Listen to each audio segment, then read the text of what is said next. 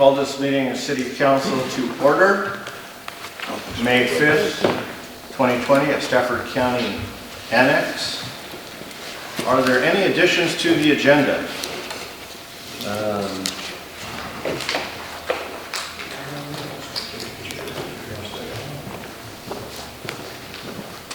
Under new business, I'd like to talk about a couple properties in town.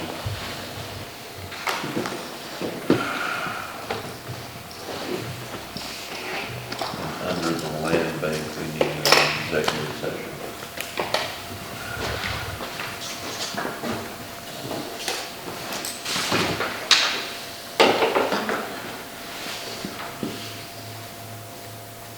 Okay. And Anything do we else? have anything on mowing other than what's in the land bank? I just put it in the executive session to talk about hiring. I added all of the hiring process. I added the three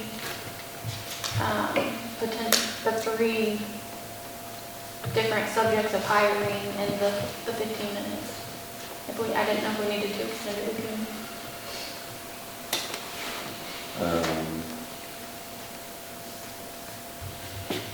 Let's just put mowing down under new business too.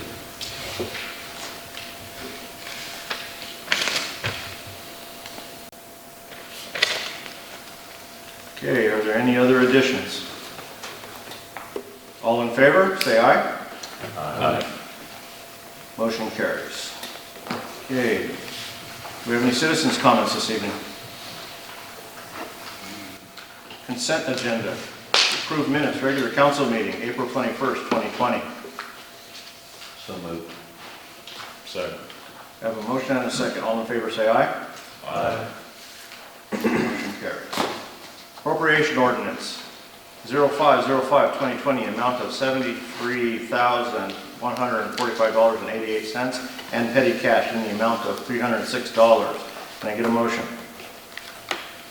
So moved. Second. I have a motion and a second. All in favor, say aye. Aye.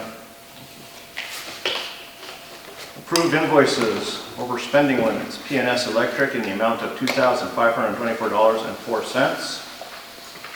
I'd like to explain that. Excuse me? I'd like to explain that. Okay. We went to check those whistles this spring. We always test them the first of the month during tornado season. I'd never worked on those whistles in my life, didn't know anything about them. And we set them off, and we had 3 that didn't go off, 4 that didn't go off, and we have 6 in town. I went around and did some looking, and they have dry cell batteries in them, all of them. They run on 24 volts. We did not know this, and over time the batteries have deteriorated to the point that they need to be replaced. And so that's where most of the cost on that PNS is from. Plus most of the day, we got 2 of them working that day that weren't working, but we found 2 that have problems. And so we're going to go ahead and pursue those. But I had Mike down for the good share of a day. That's the and the highest cost is on the batteries because they were all split out the side and just shot. So anyway, we got most of them going, but that bill's a little bit higher than I thought it would be. But the dry cell batteries are a little tough for us to buy. They're easier for them, and so that's the reason that he brought the batteries. So anyway. Okay. Why don't we just do all the, well, okay, let's just do this separately. Okay, since it's next week, we got, what's that? Can we do them all at once? Is there any conflict with doing them all? No. We can do them all at once. Okay. Okay. Stanton? Okay. In the amount of $2,611.47. What is this again? That was it the transformer, or the step-up transformer, is that what you said it was? It was the deck that we approved last spring. Yeah. For out on those, Okay. yeah, That's on what I those thought. oil We wells. approved it. Yeah. Yeah, it already been pre-approved before. That's all. Okay. Yes. All right.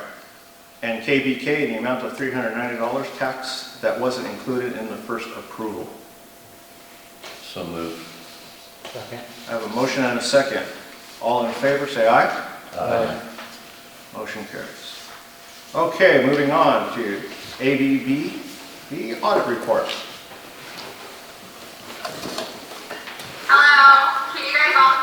Yes. Okay, this is my first Zoom audit delivery, so I'm going to do my guinea pig here. So if you can't hear me, just stop me. I think I probably presented to most of you in the past, but I'm Danielle Hollingshead, and I'm a principal with Oscar Medical. I'm going to start with the bound report first, so you can kind of follow along with me. If you want to flip over to page 1 and 2 and 3, this is our auditor's report, and this is the main piece of the audit that is the most important to you. And on page 2, we are telling you that we're giving the city an unmodified opinion on regulatory basis of accounting, and it's the third paragraph in. And basically what that is saying is that we don't believe there are any material misstatements in the financials. The girls do a great job keeping your guys' financials in line, and we did not have any material adjustments we had to make. Then if you keep turning to page 4, this is the financial statement that we are actually using as a stock.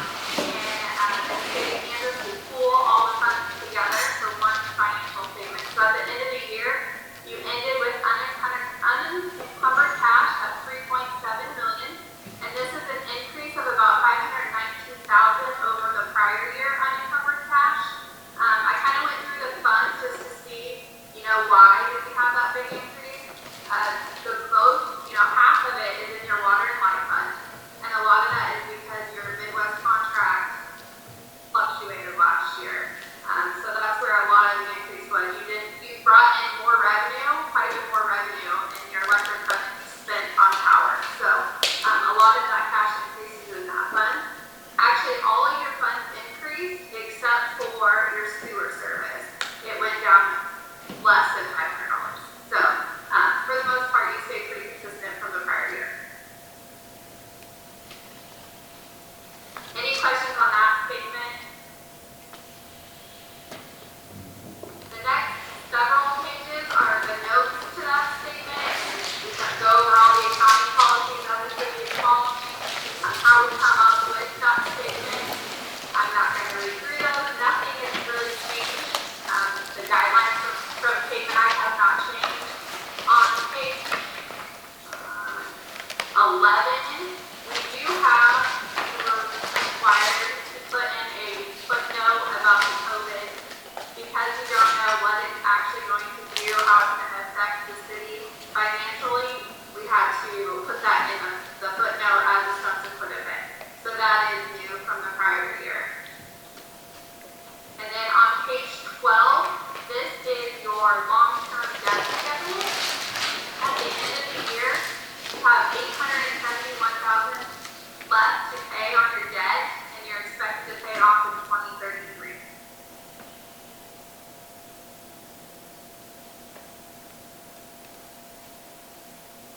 Page 13 is a summary of expenditures compared to your budget.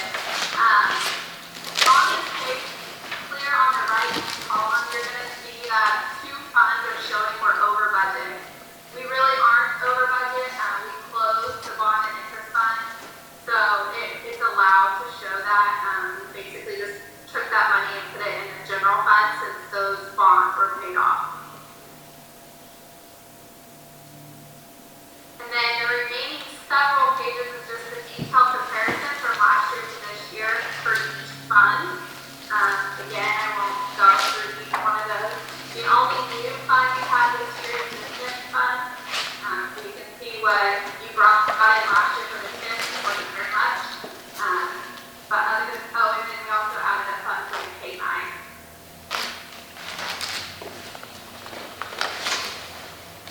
Any questions on, I don't know if you guys had a chance to look at this in advance or not.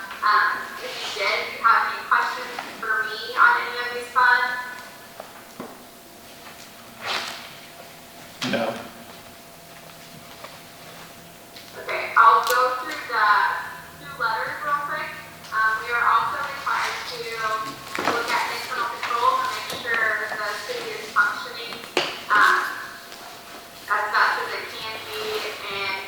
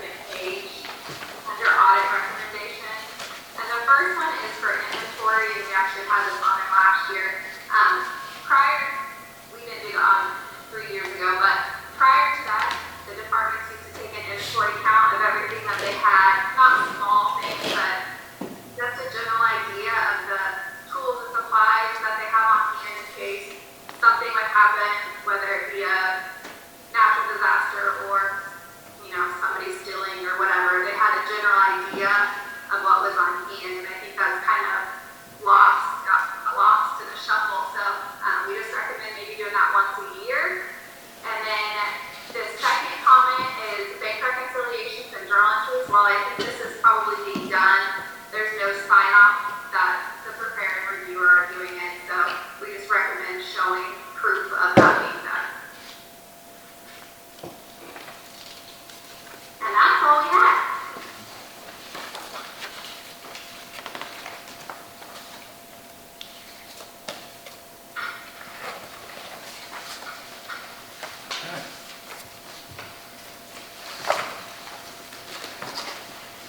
Danielle, I have the letter for Mark to sign tonight after they approve the budget, and I'll get that back Okay. to you. Sounds good. Okay. And I want to thank the girls for working with us on this. It was really quite interesting, doing everything remote, but they were great. We emailed them, and within, a couple hours time, they had a response back to us. So we appreciate that. This could have dragged on forever, so. Okay, council, have any questions, comments, concerns? Okay. Do I hear a motion to approve? I'd make a motion to approve the audit report as presented. I have a motion and a second on the table. Any more discussion? All in favor say aye. Aye. Motion carries.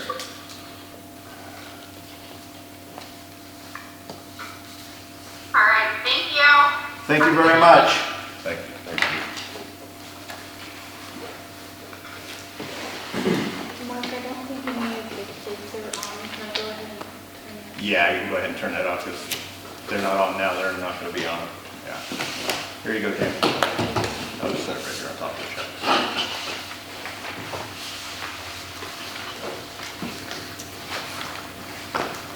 Okay. Okay, moving on. Okay. To department heads, committee reports. Electrical department, Jeff, what do you got for us besides the electric line project for Northwest Street? Well, I just will start on it. That's kind of where I got my notes at, and I put together some costs to build that line overhead, and it really, and this is a shock to me because most of the time it's cheaper to go overhead than it is to go underground. But in this case, it's such short spans. It requires dead end poles at every corner, and those corners are close together. So it takes, it'll take 4 poles to build that back to feed around there, and the poles are $360 a piece. The cross arms are $212, and it takes 2 arms to a pole. And there's only 1 pole that doesn't require but a single arm. All the others take 2. Hardware and that stuff. By the time you put all the material together with the wire and everything, it's about $6,300. So it's considerably cheaper to put it underground in this case, mostly because underground wire has a concentric neutral. It's wrapped in the same jacket, in the same case as the phase wire is, and so you get 2 for 1 on that deal, and the only other cost that we really have is terminating it, getting it trenched in, and some conduit on the pole. So we would probably spend $1,000 on conduit, terminations, trenching, and that stuff. So I have, and I don't know which one, I talked to a couple different of you between last meeting and this one, but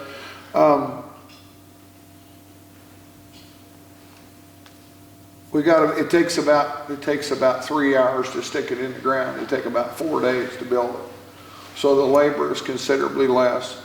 And then the only thing we have is the risers. If we build it overhead, we have to tie it down in the big ditch across the road to hold it. So we end up going in the side of the ditch in order to hold the last pole, to hold tension on it. So it's considerably easier. And it's not so much aesthetics there as it is the fact that it's just easier to go down and go around and come back up than it is to try. And we don't want to encroach on the neighbor either, because where we want to build that line across, there's some trees along there. He has some cows, and they lay in the shade in the summertime like everybody else does. So we don't want that to be a factor when we build that line and having to trim that tree back or take it down, or those two. So, and at the same time, we can tie in to an existing line to the south there that feeds that alley from right there south of that property and goes clear to 7th Street behind Carl Nelson's. And at the same time, we remove a line that goes across some private property that feeds that line now. So we get to eliminate it in the same stroke. So it's a considerable better deal here to just go ahead and put it underground if the council will go ahead and do it. I can eliminate part of that money. I priced in there a termination box, terminate those. Since then, Jason and I have talked about it, and we're going to do it all on the poles. And then the transformer that we're going to set there to feed that property for Allen has what they call feed-through bushings on it. So we're going to feed into it, feed back out, and go right directly to the line that's on down the way there at Mel's. And so when we pull the switch, we'll drop that whole alley, which is, it's not a big deal. It's easier to do that way, less terminations. And it's a little more reliable than trying to get up in that property at some time later. You know, if we have a snowstorm or whatever. And I don't know how many of you follow us when we get in on stuff like that, but some places are tough to get into anyway. And we've got other places like out west of town where it just was more feasible to stick it in the ground than it was to fight the tree limbs, one place crossing the creek, some other stuff. So there is one place where it's just more feasible to stick it down in the ground if we can. So what's the price we're looking at? You said you can make it a little cheaper. it's about $3,000 for the wire and the terminations. I think the wire was $25, $52. We're probably looking at $400 or $500 in terminations on both ends. So, you know, a little bit of conduit. It'll be half of what it costs to put it in the air. Yeah. By the time we get done. Costs us 80 cents a foot to trench it. So, and if we want to put it in conduit, we have some conduit left from the grocery store project that we can protect it and pull it through there. And so that way it's protected on top of that. It's a direct bury wire. In some places we bury it direct, some places we put it in conduit. It depends on how badly we think it's going to be encroached or a chance of somebody digging around it. If we don't think anybody's going to be up in there digging, we'll save the money and just stick it direct bury and go on. I've got probably 3/4 of a mile of it buried in different places with no conduit, and we have yet to have a failure over, some of it's been in 15 years. So, you know, it saves the city some money. We'll get it in. The only place we protect it is coming up the poles. So, you know, no switches involved except just to drop that. Going back to the south is the only place.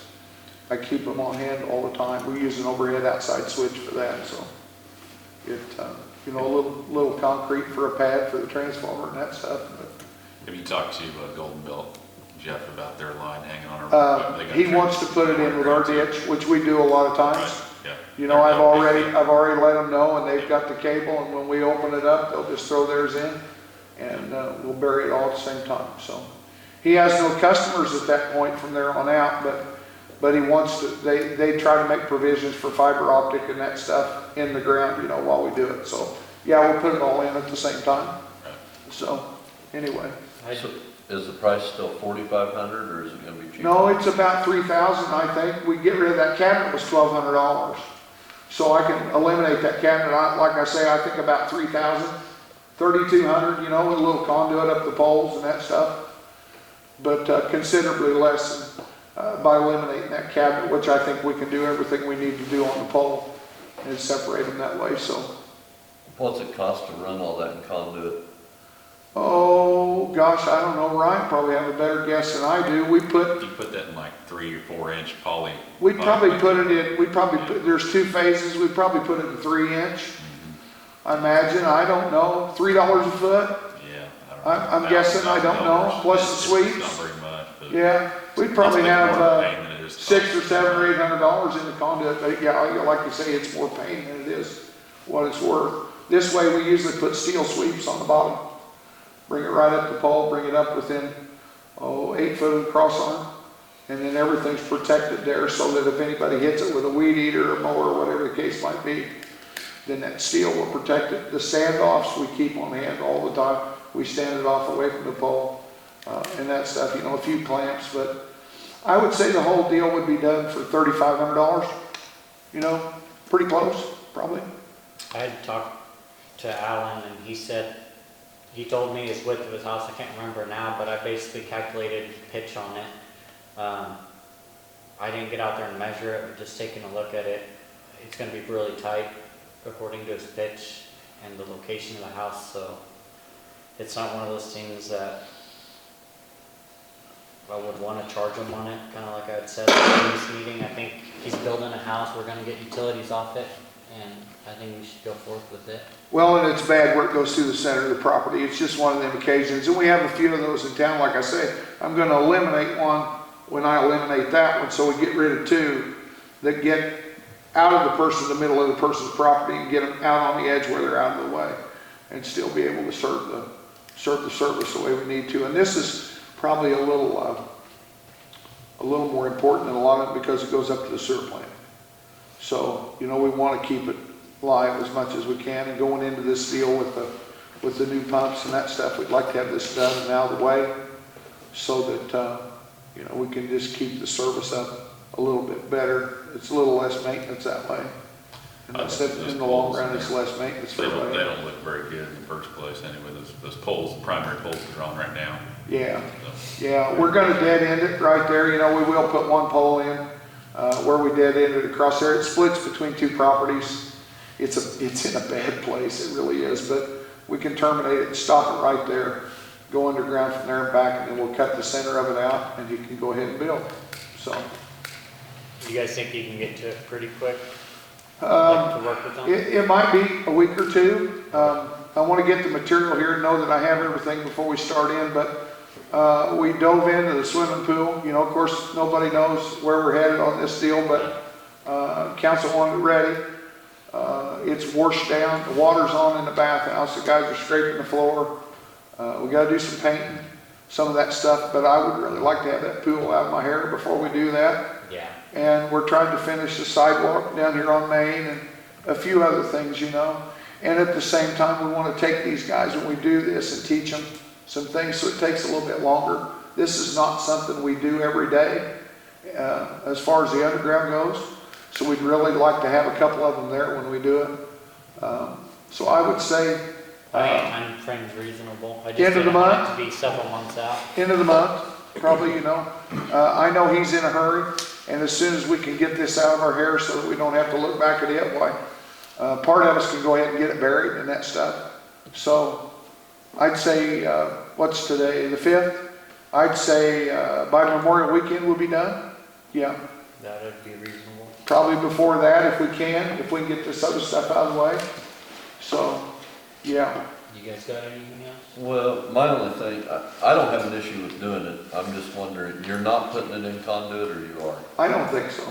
Not where it's at. I don't think I will. I mean, you go down, you said 4 foot, don't you? Yeah, we bury it 4 foot, and I go deeper than that because he brings a big trencher when he comes. I can go 6 if I need to. Yeah. Well, my only question was, this is what feeds the sewer plant? Sewer plant, yes. And- I worry more about the poles on the edge of the road and somebody hitting. Well, I realize that, but if he puts a fence up and fences that whole thing off and you don't have good access in 10 years if something does happen there, I mean, would it be safer in the long run? It might be safer, but it'd be easier to rebury it than it would be to try to pull it out of there. I mean, it's a mess to pull in. It really, I mean, it's nice protection, but it's not really protection. It's protection from the gophers and that type of stuff. That was my only thing. If you hit it with a backhoe, it won't make a bit of difference. I mean, you know, it'll take it out, so. And if we bury it, I wanted to come back off of that. I went up there and looked at the stakes after he got it surveyed, and I'd like to come back a ways from them stakes so that they weren't out on the property. I'd rather be inside of it a little ways. Like if it was in an alley, I'd like to bury it more towards the center than I would right next to that side. And that way there's no chance that that's where those posts are gonna go. And then I probably, like I said, I think I would probably bury this one deeper because of where it's at. So, I just didn't know if it was worth spending. I have- the extra I money. know, we never bury, wire, direct bury, it's always in conduit, and I don't know how your wire is, Jeff, if it gophers exposed to it, I don't know how much problems you have with that, but. it's usually deep enough that we don't have problems, Yeah, But it's got a concentric copper jacket on it too. it helps. I mean, it stays away from that conductor. It's inside of 3 different jackets. How many feet are we looking at? Oh, gosh, I added up once before. Yours, or do you think 3 bucks 90. is pretty accurate per foot for conduit? We're probably looking at $3 on 3-inch, I imagine, or close. Probably, by the So time would you it, get I fittings mean, I just and wanna know the everything like difference that. now, Yeah, and what we we- can decide. 300, 450, 650 feet, $1,800. $2,000. What do you think, RC? You wouldn't put it, If it were, if it were secondary, I'd sure put it in, we still bury it, 5, 6 foot deep. We still have problems with gophers, but, Yeah. we just put everything in conduit, but, it's not as easy. And we've done it both ways. And I'll do, I could do it either way. I have a 500-foot roll of 4-inch left that we'd ordered out of the grocery store and didn't use. I might make it stretch that far. It would be close. Yeah, maybe. And it's already paid for. I'm just thinking some added protection. I can stick it in the ground. It ain't a big deal. I probably would advise you to do that. It's hard to pull, but we can do it. It's a thing. Yeah, it's a It's booger to different pull, than- but we can do it. I'll be glad to. It's some stiff stuff. Yeah, well, and it's gotta be hot. It really needs to be hot before you pull it. It really does. Yeah. But, I know when we pulled that in out the grocery store, we had a pickup on the back of it. My puller wouldn't pull it. It's hard to pull. But 2 and a 4-inch will be a whole lot easier to pull than 3. So the weight's not there, I'll be glad to put it in that way. We just have to size our conduit up accordingly. We'd have a little more money in conduit, but in the long run, probably wouldn't be a bad deal.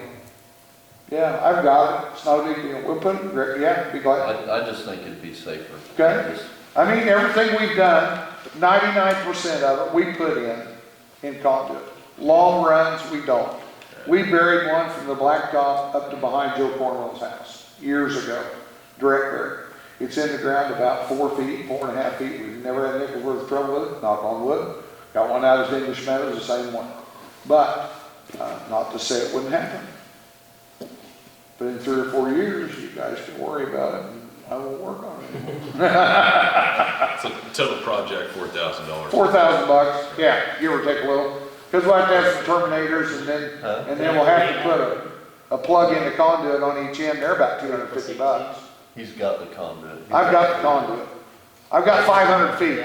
If it's any farther than that, I'll go get it from Ryan and we'll make the rest of it out with hard 4-inch, Yeah, we'll be glad to put it in, sure.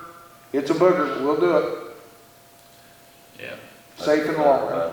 Sure. Be glad to.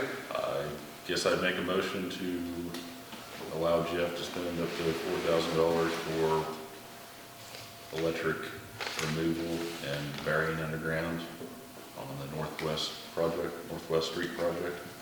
Second. Have a motion and a second. Any more discussion? All in favor, say aye. Aye. Motion carries. Next thing, I told you earlier that we were still having some whistle trouble. Like I said, I've got Mike looking for some repairs on the whistle. It's over behind the old phone office. It's a very old whistle. It has a voltage regulator and a charger on it that we just have not had any luck finding. It's electronic, but still, it's pretty old. The other one, the siren that's down behind Squeaks, we have 2 of those. That one and one out at Napa. They're made by a company called ATI out of Boston. I cannot find anybody that will work on them. I finally called Tim Bott. Some of you know Tim. He does all the radio work for the police department, for us, for the county, everybody else. He works through a guy in Salina, and I talked to him, the radio guy, today. He wanted some pictures. It has a board, you can clearly see when you open it up, it has a board with a burn spot in it. Has a shutdown light on in it. And I have emailed this company, that's the only way you can get a hold of them, they don't leave you a phone number. He's gonna try and find somebody to contact. I think those whistles were put in 2012. Those two were. And if we don't, we might be looking at replacing the whistle. So I would like to eventually take, pardon? How much is the new one? He didn't say. He did not say, but I'm sure we'll be in the $5,000 or $6,000 range. Maybe a little more, I don't know. These whistles were set in kind of funny places through town, and why they were, I don't know. There's one at 7th in between Main and Broadway. There's one at 8th in between Main and Broadway, a block apart. One down here behind the old phone office or west of the American State Bank. One at Napa. One up on the roof of the shop. And the other one's down at Squeaks. Eventually, I would like to move one of these north whistles to the west part of town. There's no coverage out there whatsoever. Move it out by the well house. But I don't want to do anything until we get everything straightened out so that I know that we can get these other whistles going. So we'll address that when we, maybe hopefully by next meeting, we'll kind of know where we're on that deal. So, like I told you, that we're in the process of doing some cleaning up at the pool. I really think that we need to do some painting. The bottom of it looks pretty rough. We need to reseal that seam in the middle again. I noticed today when the guys were power washing it that it needs some repairs like we did last year. I don't know about the cost of the paint. Whether it's reasonable to go to Sherwin-Williams or whether we try and contact somebody that does that kind of stuff and has maybe a little better grade of an epoxy-based paint or something that will last longer. It seems like every year we end up doing some work on it, and it's you know, we spend quite a few $100s in paint and it lasts about a year and it's gone. So I try and get that done to where I can have it for next meeting and we can still have it to where we can fill it by the end of the month, I think. It'll probably have to set a week or 10 days after it's painted, but that still puts us into, I don't think we'll be able to open before after Memorial Day, the way things look. So if we can get water in it by Memorial weekend or shortly thereafter, then I think we'll still be in good shape. But, or we can go ahead and fill it and we can look at maybe doing something major on it for next year. So that's you guys' call. I did contact a guy. He came, we were working on a job up here one day and he stopped, and I can't find his card, but he told me that they do commercial coverages and guarantee them on pools. But I haven't been able to find his card since he left it that day, but I'd like to look in with him and maybe doing something. I mean, that pool's, it's now, see, 34 years old. And it's never really, since the originals, never really had a good coat on it that would last. So I think it's something we could look at that might be an investment to make it last a few more years without having to do anything serious, you know. So anyway, that's kind of on the if or no, I guess. I went ahead and ordered 3 oil switches today for a capacitor bank out west of town. They're $800 a piece through TNR out of Coleman, South Dakota. They're the guys I buy my transformers from. And the reason that I ordered them was they took 3 of those 5 oil wells offline, and it's really playing havoc with my voltage. When they pump, it's pulling it down. When they're off, it's throwing it out of whack. These capacitors control the voltage, and this, but with these oil switches, I have sensors in different parts of town that read that voltage, kick them off and on as they need to. So where that capacitor bank is sitting, they're sitting next to a wheat field. I really don't want to touch them until I can get in there with the truck. I can't get my truck in the bottom of the ditch and move them back to the road going into the pivot on the north side there so that I can access them with the truck. So I'm waiting on those and that stuff, and then we'll get those under control and they'll be taken care of. The lots on 2nd Street, we'll get them finished as soon as we kind of get some of the stuff caught up. We've got most of the stuff hauled off of them. They need a little tidying up yet, maybe take the grader down, do some smoothing and some of that, but, with the other stuff we've had going on, it's kind of slowed down. You know, we got that little shower, we worked on them for a couple days, but they're pretty rough. And really, I think we need to find the sewer lines on them if we can, before we smooth them up. The houses were demolished. We don't know where the sewer lines are, but we take a chance of putting dirt in them. So if we've got any idea, I'd like to find them before we go ahead and finish those up. So we also put a new meter service in down here for the lot that has a mural on it. The sidewalk was in pretty tough shape, and we broke part of it. The water can was in the sidewalk, and so when we took the water can out to get back to the service light, we didn't make it any better. And David Robinson had offered to pay for the concrete, but I don't think we should let him. It needed to be done anyway. It's only about, we're probably going to have 10 yards in it by the time we get done at $100 a yard or 110. And the sidewalk really needed it. And I think it's an asset to down there to clean that into the sidewalk up. So we'll get the rest of it poured yet this week, I hope. What else?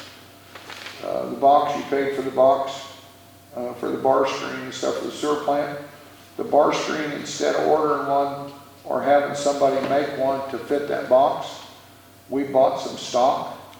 A bar screen that's 3 feet wide and 20 feet long. The size that we wanted with an 1 by 4 inch increment in it. And we bought it through Salina Steel. So we're going to have Alan cut it and fit it to the box so that we know it fits the way that it should. If we can get it done before JCI comes with those pumps, we want to run it up and have it powder coated. It'll just make it last that many more years without corroding because it's just straight steel. So, and as soon as I get the check, we can go get the box and maybe try and get it stuck in this next week or so. Only one other thing that I had, we're into weed spraying really bad. I should say we're behind weed spraying really bad. The past 10 or 12 years, we have borrowed the rec commission's little mule and put our sprayer in the back of it. And I don't think that's probably going to be a deal that can work from now on. I think our days of using it are probably getting very short.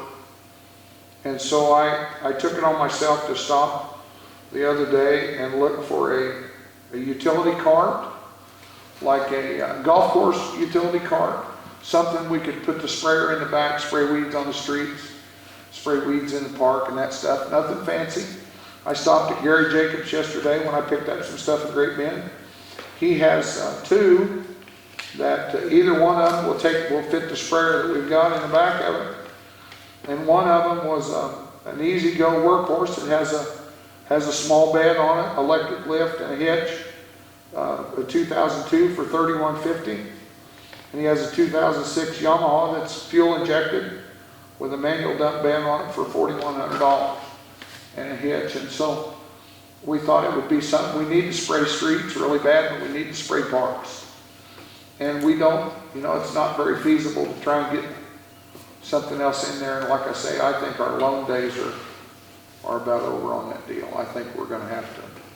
And they've graciously let us use it for 10 years. I mean, we wore it out, basically. But, we got 3 big parks and a lot of miles of street need to be sprayed. What did you get the miles and hours? They don't have anything but probably hours on them. Both of these have been reconditioned. I didn't get hours on them, but he'll guarantee them both. I've done business with Gary for years with my stuff, and he'll stand behind them. It's not a problem. What years were they? One of them is a 2002 E-Z-GO, and I told him, I said, we don't want anything pretty. We just need something that's usable. It's not a hot rod. It's more of something you'd use maintenance on a golf course with smoother type tires. And like I say, this workhorse has a electric dump bed and a hitch. We also use them, during Jubilee for trash pickup, trash cans with a trailer and that stuff. So we'd use it probably every day in the summer or most of them. The other one was a 2006 that was fuel injected, but it had just a manual bed. But I mean, you haul a bag of mulch, or you haul, you know, I mean, it's not like you're gonna take in a dump truck load of something with you, but just getting in and out and being able to spray and having maneuverability and spraying around stuff. You say they've both been reconditioned, you mean like the motor rebuilt? Well, they've both been completely gone through. He said there's not a thing wrong with either one of them. And he just, in fact, just redid the seat. This Workhorse, like I said, is older. And it's not as fancy as the Yamaha, but I think it's probably just as good a machine, and it's $1,000 cheaper. How much was that first? It was $31.50. You know, it doesn't cost any more than a used golf cart. That's a So, pretty good price. and they're both gas, you know, and if we have any trouble, I mean, they're 25 miles away, and they got two guys in the shop all the time. But I couldn't see going out and seeing about a gator or something like that. I mean, we just need something to spray. They don't have tops on them, nothing. I mean, they're just a seat and a steering wheel, and that's it. But that sprayer that we've got will fit right in the back of it. In fact, he had one of these two, and I can't remember which one it was. They took their bar and built it off a receiver hitch. So the bar sits down real low to the ground, so you don't have any drift like you would if it was sitting. Like in the past, we've left ours up in that bed, and it sits up off the ground about yay high.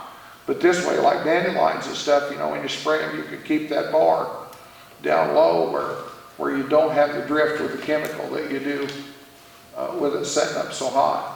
But the dandelions are about to eat us up now, and the grass is coming in the streets pretty hard. So I wanted to come last time, and they didn't think it would, you know, the way things have gone, you guys meeting like this, it just really probably wasn't the time to come. So I've kind of put it off, but I'd really like to do something if you can see your way to do it. So, and other than that, that's all I have. Jeff, do you want to bring up the tree dump? Oh, yeah, something just to put in the back of your mind. I'm glad you mentioned that. We are on the, and I think I've discussed this before, we're on the last hole at the tree dump, and have been for quite some time. We need to start looking at a place to go. We've dug this hole out twice, I think. The county's dug it out twice, but Phil won't do it anymore. He's afraid it'll suck the ashes into the intake on his excavator. So he won't dig them out anymore. Before we dig them out and spread the ashes, just let the wind kind of take care of them, you know, but he won't do it anymore. And this pit is full. I mean, it is full. We're gonna burn it again. I think we can probably get through the summer, but I think by this time next year, we need to have some place to go. So how does that work? That basically there's been other pits in that? They property? started at the north end of those lots up where the gun range is, I think in the 50s, burying city trash. And there's pits running east and west, the full distance of that property out there. You can't go down this far without running into trash and cans that have been burnt. Mm-hmm. And they had, the city picked up their own trash for years and just hauled it out there and then burned it and then covered it up. So there's no place left to open up there to burn. I really don't feel comfortable burning on top of the ground. No, I mean, we can at different times and probably be okay.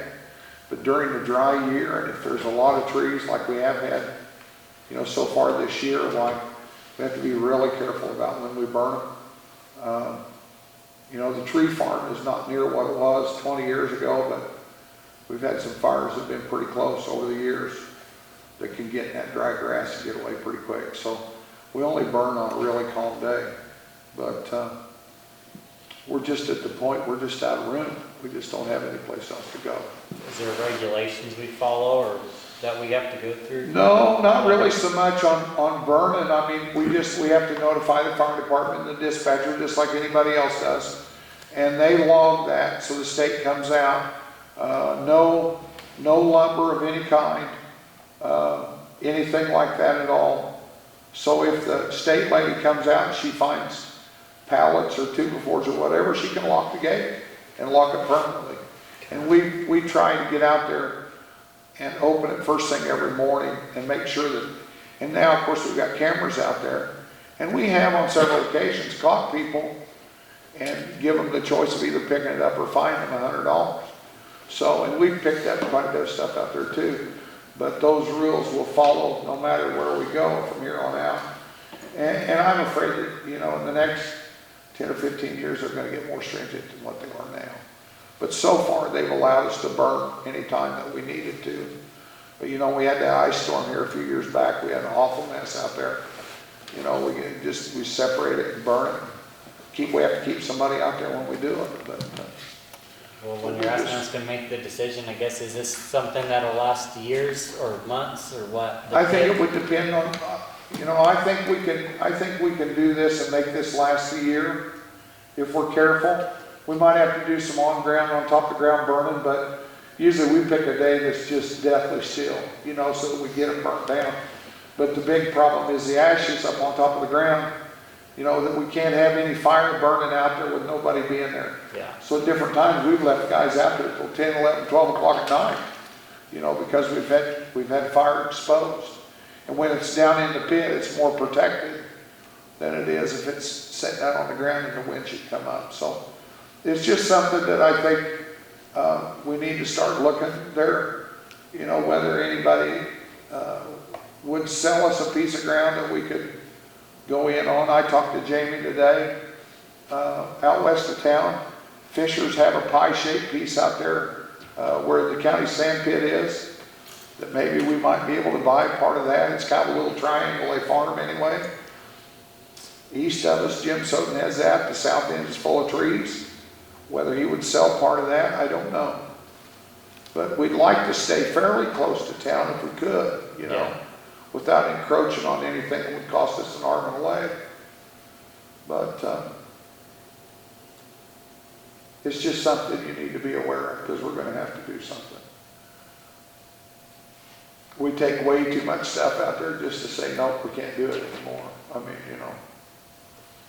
But we're kind of short on options of where we could go too. So anyway, something you might look around and think about. So anyway. Okay. Jeff, when do you think you want to get started on, or how soon are you going to get started on weed spraying? I'd like to start tomorrow if I had the stuff. Okay. I mean, the weeds are already eating us up. We need to get the dandelion sprayed in the parks. Dale mows one day and the next morning they're all back, you know. Now, you said that these two carts would go for $4,100? The newest one was 41, the other one was 3150. Okay. It's an older cart, but I mean, it's just a work cart. It's something that if you had a farm, you take out and throw a bale or two in, you know, and go across, but it's not fast. Right. It's just for slow speed, but it would sure, you know, either one of them would do the trick. And that, what year was that one? It was a 2001, Okay. Go to. I don't, 2002, I'm sorry. 2002, okay. I don't know, I would like the 02 Easy Go. I think that's a pretty good price. I think money-wise, it's probably the better cart. I mean, the other It's one a good is a price little, for a workhorse. you know, it's a little nicer, and got a little prettier paint on it, but it's not gonna work any better than the other one does. I mean, you know, Is that a motion? Do we have like a streets and parks capital outlay or? you know, we do, we've got a fund we can That's take what it out I of. was looking through on my. What's wrong with the email. equipment reserve? They could do it there too. We have some park money that we could take it out of. It would be a non-taxable expenditure because we don't pay tax on parks. So, There's that, those two projects and I don't know if I'll be able to find it in here. In the general fund, there's capital project streets and then capital project other, I think. That's what I was trying to find. I can't seem to find it.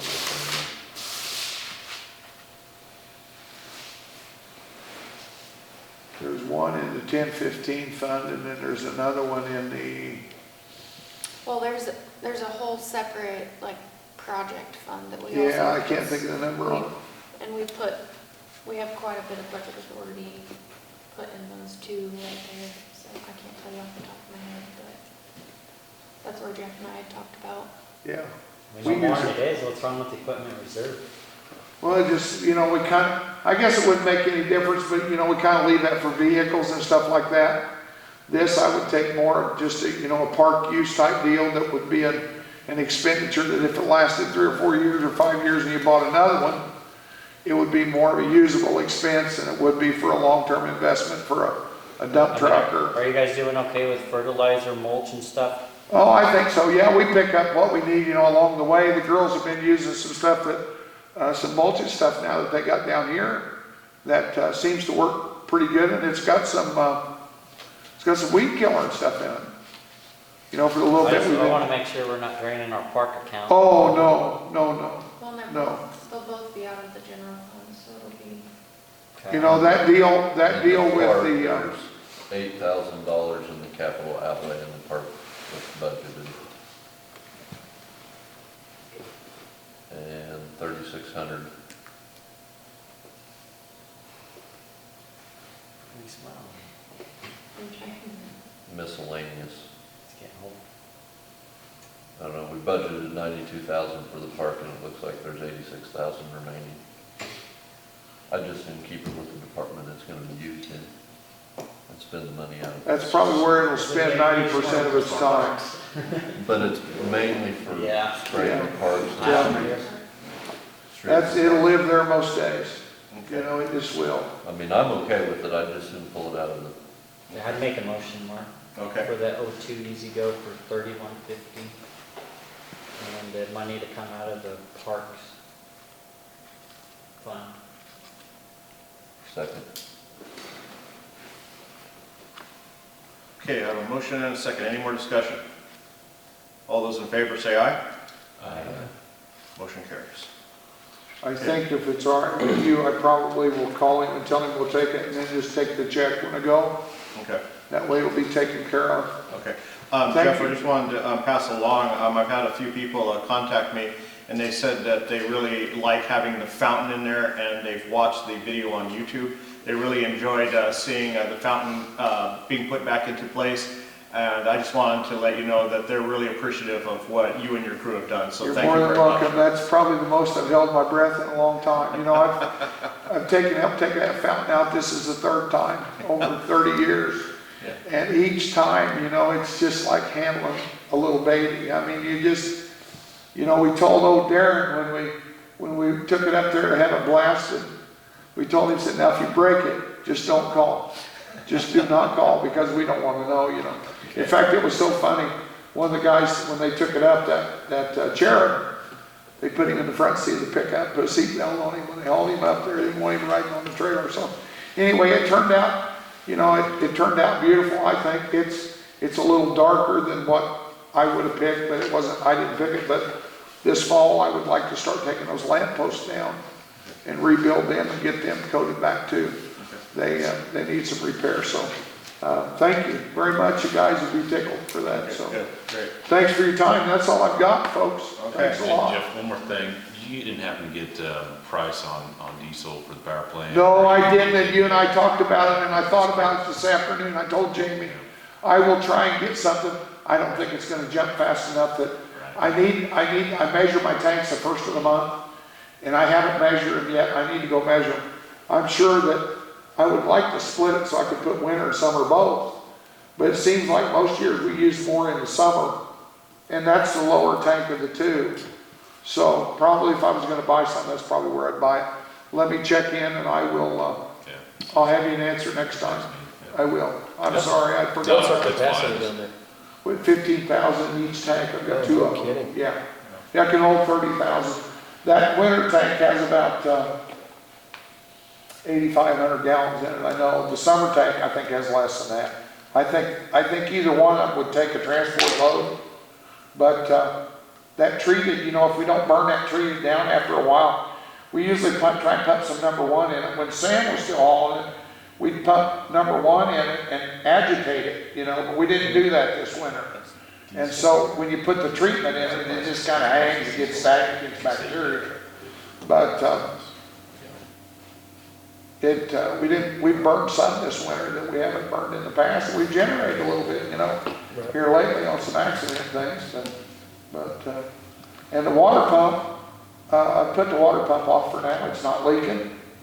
So as long as we can keep the water in that engine, I see no need to tear it apart. You know, if it gets to where, it does that sometimes when it gets hot, that seal starts dripping some water, but it's usually not enough that we can't take care of it. So if I can put it off till fall, I really, the way the workload's going and the way things are gonna be, I think I'd rather wait if I can. So we wanna do some work. I'm having some filter problems on that OP, and we've got a company, you just have to see the filters to understand how they work. But they're a rack type filter, they're a soft filter, there's 2 of them to a container, and there's 6 containers. I can't get those sock filters. I haven't been able, the guy I used to buy them from, that company doesn't sell them anymore. And so we're trying to convert, we're talking about converting those filters to a newer style, maybe a spin-on type filter that can be changed. But I was sick the day that the salesman came by and talked to Jason, so they're gonna give us a quote, and we may wanna come in and talk to you about maybe changing those. The pressure's starting to go up just a little bit on them, so I know that the filters are starting to plug a little bit. It's gone up about 3 pounds, which doesn't sound like much, but when it runs at 40 pounds all the time, and then all at once it starts coming up, like the filters are starting to go bad, so I need to get something done, but that's, I have to have an answer from him before I can tell you, so anyway. Anybody else have any more questions for Jeff before we move on? Okay, thank you, Jeff. That's it, thank you all. Thank you. Okay, moving on. Has there been any changes since your administrative report regarding water department or streets department, James? No changes until fire chief, I believe. Okay. Anybody have any questions regarding either of those 2? Okay, grant administrator, do we have anything from Lisa? Okay. Anything new from Chief Adams? Okay. I had a chance to speak with Chief Sanders earlier today, and he was asking to bring this up to council and find out what council felt about this. He's wanting to pay the assistant fire chief and the secretary for the amount of work they've been doing, which generally adds up to about 10 hours a month. And he would like to pay them each $100 extra on this, and he wanted to get council's opinion on doing that. What are they making now? I mean, they're making the same amount? No, this would add up, he said this would be about $10 an hour on this. I'm not sure, we didn't talk about that. $100 extra a month. Yeah, it'd be $100 extra a month, so I'm not sure what, I think they get paid, they get only 27, I'd have to look, actually, I don't have it right in my head. They don't get paid anything. Nothing extra. I thought that the rates were, The chief gets $200 a month for being the chief, and the only thing anybody else gets paid for is fire meetings and runs. So the secretary that does all the filing with the state gets paid nothing, and the assistant chief gets paid nothing. So he wants to start paying $100 a month.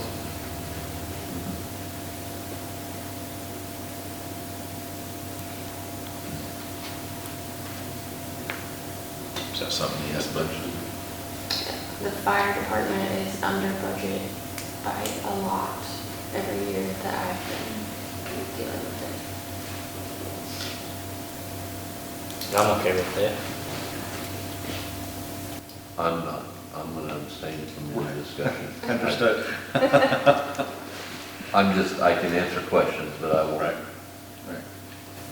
What do the rest of you think? Well, I don't have a problem with Yeah. that. It's, Okay. John, we need a motion on that? Yep. Does anybody care to make a motion?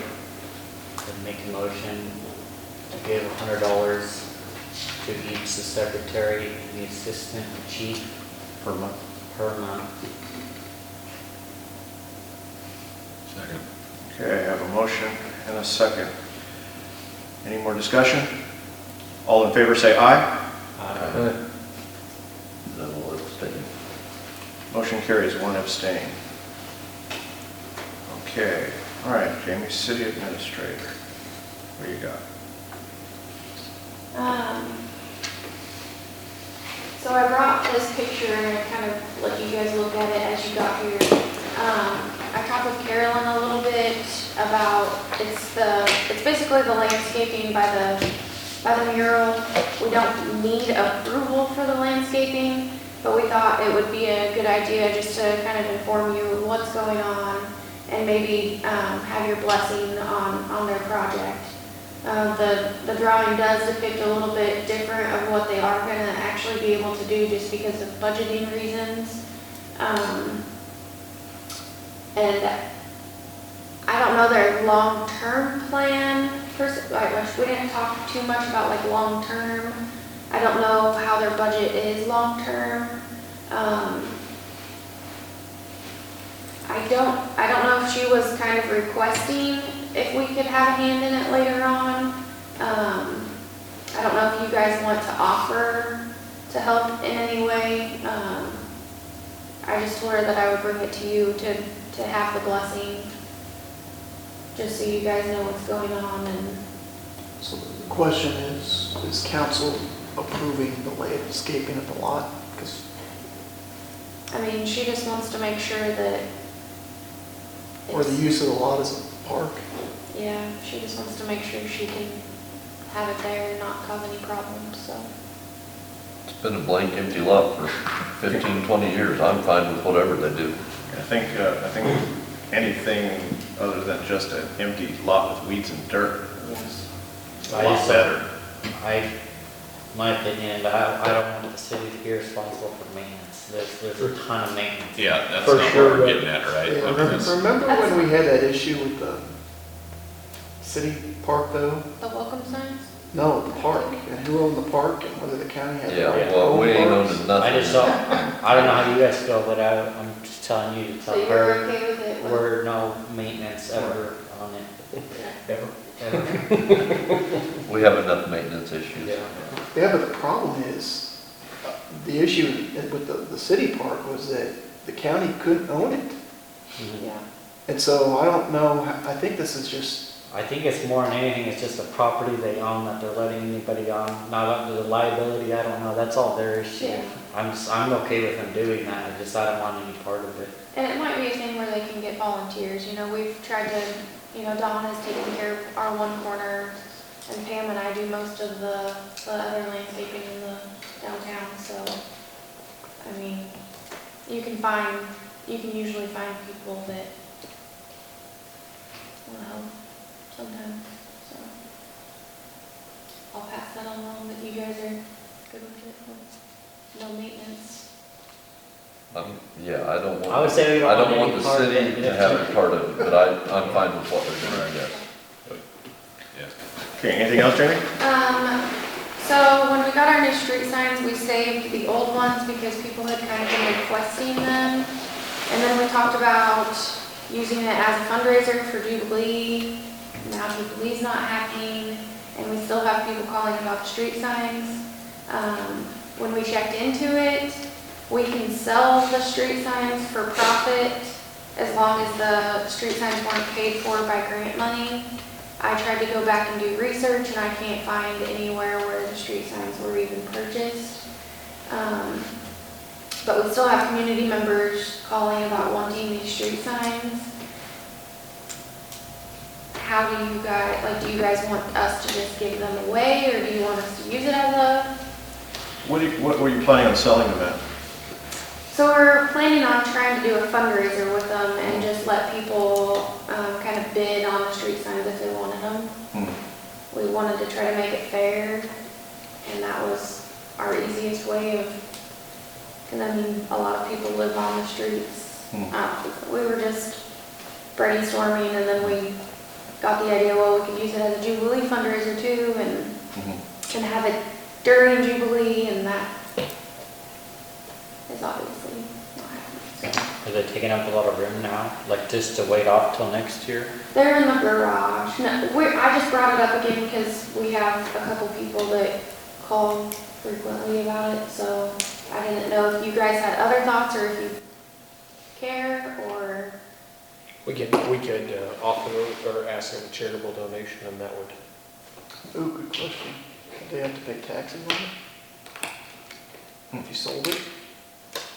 I mean, if we just offered them a free will donation, wouldn't that, I don't think, my personal take, I Can think, we just give the signs to the Jubilee Committee or Jubilee Department and let them do with what they want? I think that would probably be the best yeah, that thing. makes good sense. Yeah. You could make a ton. Because then the city's not involved, and Well, if that's you're what we kinda buying wanted or to- supporting the Jubilee, I don't think you have to pay tax. Yeah, Well, and that's, like, we wanted to have it at Jubilee because that's where, like, there, everyone would be there and people would know about it. So we're gonna have to figure out how to do it. I really, there's surely enough of them that we're not gonna be able to get rid of them all in one I mean, isn't there just insane amount of street well, I don't know signs? that all of them got, I don't know I don't know if some of them got ruined. I saw them all, Dale has them all piled up for us, so. PCC is doing an online auction. You can do something like that if you're Yeah, gonna raise a it lot for of- next year. Yeah. I just don't want you spending a ton of time on selling these things. is Right. What I'm getting, I think you should stick to your Jubilee idea. Just if they're not taking up room, let's just do what you want to do next year. Or we Like can Martha even said, add it with. I don't care when Car you show do it. too. Yeah, yeah, Anyway. we'll figure it I out. just, I think, I like the idea of the Jubilee because people Well, the car that, show fund is Yeah, it's all basically the together. same thing. Yeah, that's right, yeah. So, Whatever you can think of to get do we need to these put that in the up motion there, now? I would just donate it to Jubilee Committee. That would- Yeah. Yeah, I mean, you Over. could just do a motion to allow Jubilee Committee to use it in a fundraiser, or Okay. whatever it was. Somebody want to make that I'd make motion? a motion to allow the Jubilee Committee to use all the old street signs for whatever purposes they want to raise money. Second. I have a motion and a second. Any more discussion? All in favor, say aye. Aye. Motion carries. Hey, Jamie, have at it. I wouldn't sell any stop signs or. I don't think we have any. Okay. Anything else, Jamie? I don't believe so. Okay. Anybody have any questions for Jamie?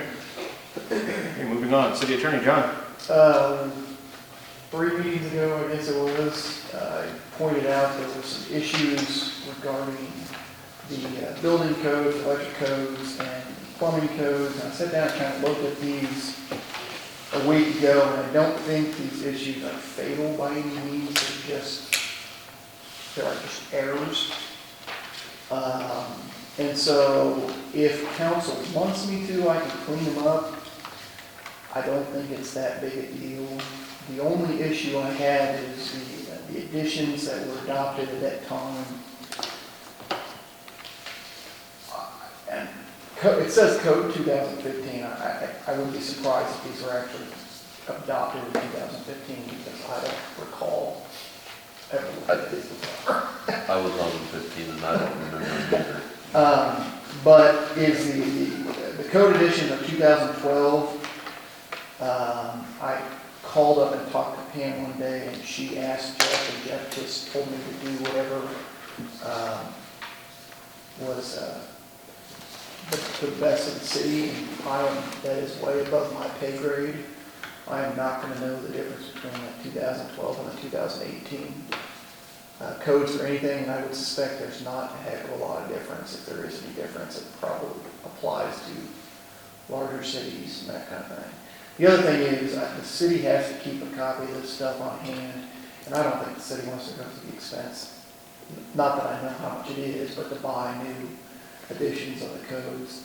So my suggestion is if council wants to approve cleaning up of this ordinance, we just keep those additions the same. I mean, these are thousands of pages. I would just leave it because we don't have anybody qualified to be going and doing the I don't know how inspections. 2012 I would mean, have been approved. If anything, I think maybe each year just adopt the national building code in general overall is what I would do. But I don't want to pay you any more than I pay you now to go through there. I'm just being blunt. To go through what? Go through this all and clean it up, I guess, like you're saying. I wouldn't change any of the dates. I would just keep all the dates the same. Off the codes, you know, I mean, like he said, we don't have anybody qualified to probably say this is different than 2012 anyways, what's it matter? Yeah, and I guess though, as far as he's saying, you're not wanting to make any changes at all then? I wouldn't mess with it. I know, like, there's, like, where it says McPherson, it sticks out, but it has. Yeah, and there's some subsections that are adopted that aren't, that weren't, the information wasn't filled in, and I would have no idea what those subsections are, you can relate to. Mhm. I think what happened was somebody pulled something from another city and it was just, well, Which I obviously. You said this wasn't anything fatal. It hasn't been a problem yet. Okay, well, if it's not gonna be fatal, then I don't see the reason we need to make any changes at the moment. The other thing is that, when we talk about cleaning up properties, we don't really have anybody qualified in the city also to make determination about the condition of a property. There have been communication problems in the past regarding, what one person may feel is a derelict or, you know, a property that needs to be cleaned up, and the reasons why. We don't have anything that we follow as far as what it is and determining how that is defined, that property does not meet our codes as far as whether it's a bit, it can be lived in, and that kind of thing. And so a lot of cities are adopting these, the property maintenance code and just referencing it in their ordinances, which has further definitions about what interior surfaces should look like, what stairs should look like, what infestation is defined as. And so if we're going to go back to the process of asking people to clean up some of these houses, like we were a couple months ago, it may be in the city's best interest to just adopt so that whoever's in charge of examining these properties can literally just open this checklist and That's almost like a homeowners association, It- it sounds like. yeah, I mean, and I only printed off part of it, but it's, you know, we talk about trash in a house, you know. It can be used if it's necessary. Yeah. We can always fall back when we're gonna. I mean, for as much wording as it is, it's not as. Right now, we take pictures and we send Alan in and we're like, does the house look like this anymore?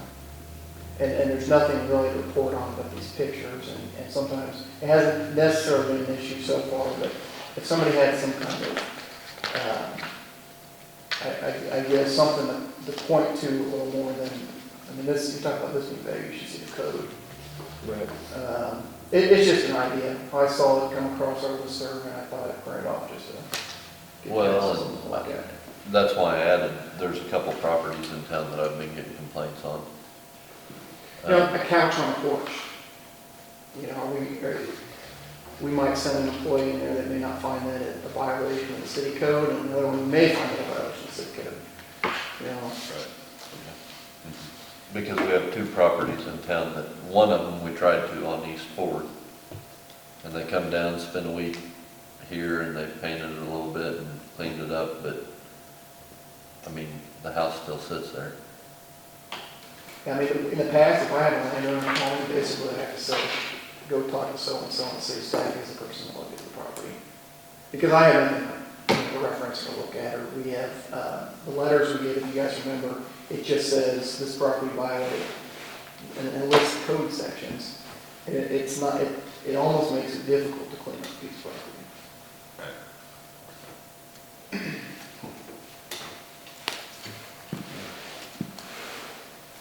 Anything else, John? No, that's it. Okay, anybody else have any comments, questions, or concerns for John? Okay, moving on to old business.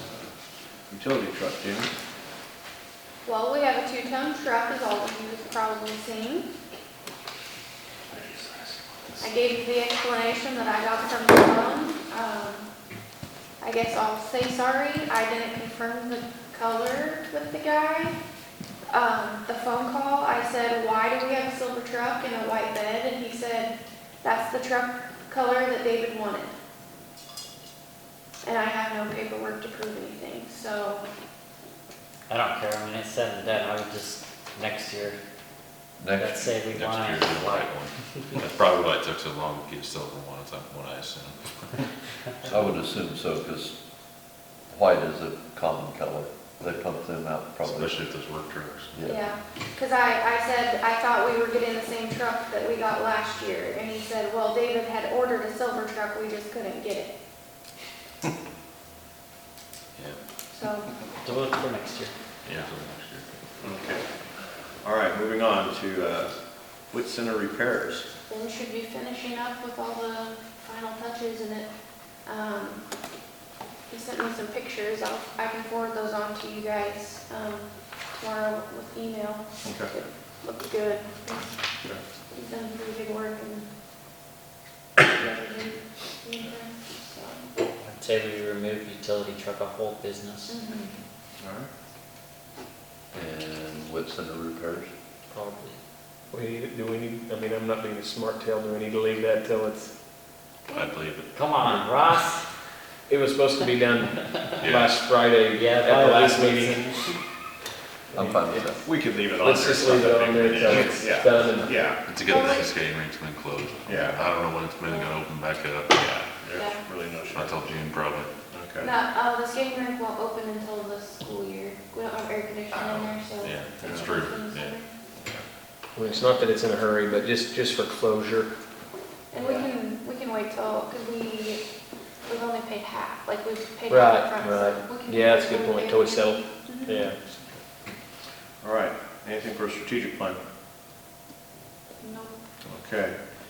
All right, we did table both the recent ordinances, 1072-20 noise and 1071-20. Do we have anything on that? Do we want to discuss that at this moment? I'd just leave them there until we're back to regular. Okay. Normal down. All right. Okay, swimming pool. So I tabled that just to discuss, phase 2, I think, ends the 18th, and we'll know more, called Shannon, Starts 18, is it, phase 2 yeah, starts 18? or, yeah, I'm sorry, phase 1 ends. Yeah. Yeah, Right. okay. So, Swimming pool's part of phase 2? Worst case, Right. worst case scenario looks like to be June fir- 15th, to June be the 1st or last. June 5th, yeah. That's phase And 3, right? Well, right. but That That might be the yeah. easier route, because I think in the other phases, we're gonna have to limit the number of people, they're gonna have to sanitize everything, and it might really just be a nightmare opening it. Right. I was gonna say, I've noticed a lot on Facebook, most swimming pools in other communities aren't opening until June 15th Yeah, And some aren't opening that, at all. right. But I say we just table that till the and that's why I was. meeting before the 15th. It's not an option until then. Actually, what about our hires? Did we ever hire? new I hires? have that kind of combined, I have a list of people that are, And here's something, Vince, how we're talking about the pool and stuff. Would it be so bad if we do hire lifeguards and stuff? I mean, they're basically gonna be sitting a whole month or better. Would it be a bad idea to have them up there helping clean and prep and paint the pool? Relieve our city guys with some of that stuff?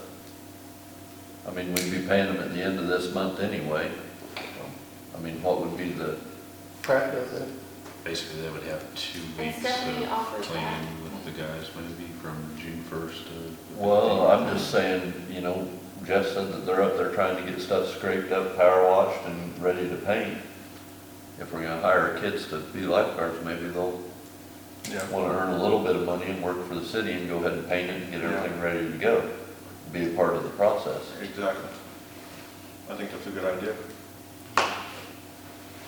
I mean, I would be all for it.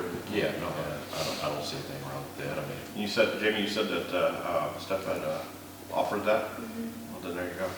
She said if we needed help getting it ready, but Okay. I think they've painted in the past. Okay, good. That I couldn't tell you, but it might make the process go a little quicker with our city guys anyway. Yeah. Okay, moving on to new. so what about, I mean, do we have our lifeguards hired? I mean, do we need to let them know? I mean, Well, I think That's that we're an going to be talking. executive but I mean, we are gonna do that, okay. Yeah. Great, great. Okay, moving on to new business, water well for baseball field.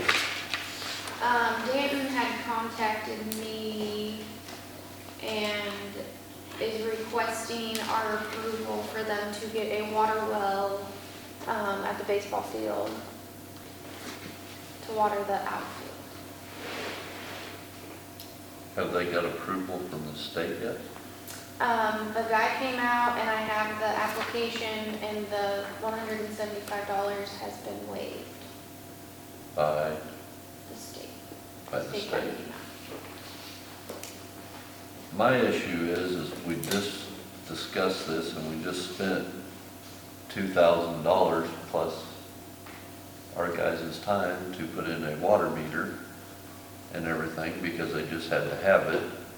And the day it's done, I get a phone call saying, hey, we're wanting to put in a water well. Oh, we're supposed to pay for the water well? No, But we they put want a water well now. $2,000 into a meter and They want valve. city for it. water. Oh, well, that's what you're like. Yeah, because the same day that it got They're not gonna completed use it, and right? ready to go, they turn around and they want to put a water well in. Yeah, that was part of the agreement though, wasn't it, that they paid for water? Which is why it was metered. That was part of the original agreement. Yeah, Yeah. Yeah, kind of goes back on. Yeah, like. it's making it full circle, Yeah. That's funny how it works. isn't it? Right down on the day it's done. I mean, we probably don't have any policies that say, you know, if we put a meter in, you have to pay for this many months of watering, but.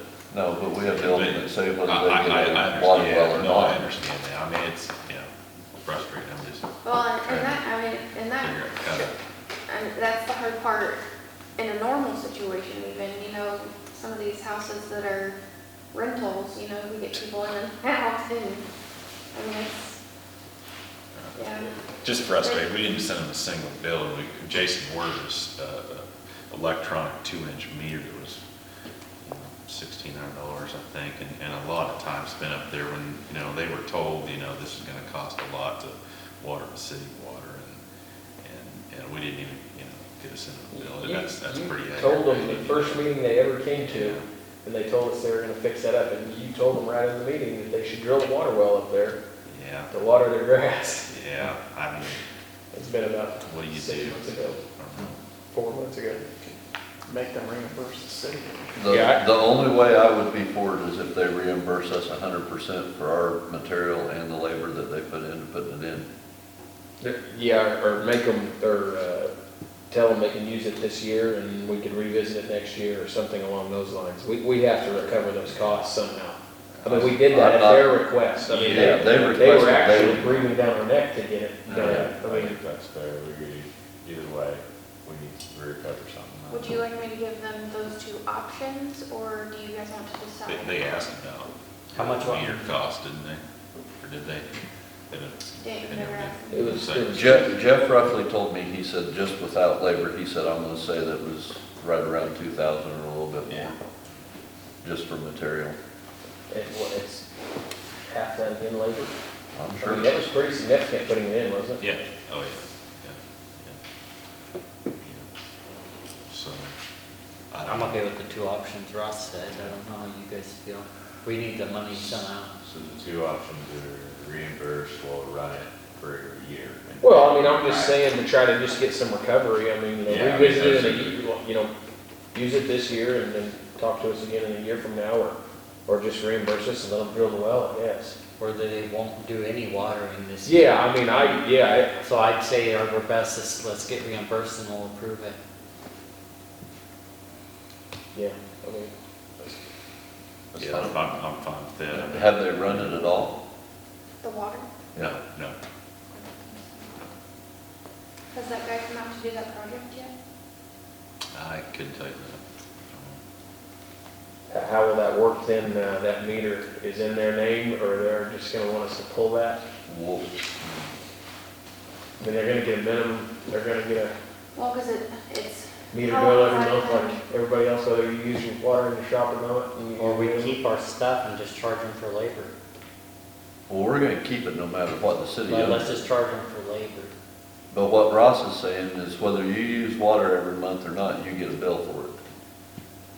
Are we gonna do the same thing for Well, yeah, them? I mean, Yeah, every they one of the have bills water. is like that, right? I just like to work out an agreement with those guys. I mean, they have to, you know, they probably know how frustrating that must be, you know? I mean, it just comes down to wasting people's time and money, and that's just what's happened here, so. I'd like to hear their side of the story Can- and what they would like to pay. Can we have them come to the next meeting and we can have a discussion on this Yeah. before we make any? Are they give still them having the their options, meetings? And right? we haven't been getting any minutes or talked to Burke and, I've talked to Forever. Trey about him sending me the minutes, and I think I requested it a couple times. And I never know when their meetings are to be able to reach out. maybe we should we go through Burke, maybe, he's our guy. Try to, maybe we'll have better luck with him, just an Maybe idea. one of us need to go to their next meeting. I don't know when they are, I don't know where to find out. They're when never it's- publicized, so it's hard to. Well, they gotta be somewhere, don't they?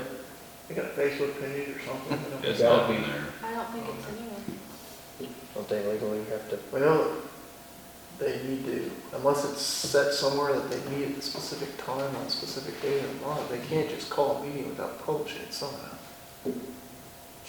Or they Maybe on the can. door. Not supposed to. I don't know, I guess we just need to talk to the representative. Yeah. Pretty much for sure. Okay, is there any more We just discussion want on to this? table that then pending further discussion? Yeah, I'm not approving it.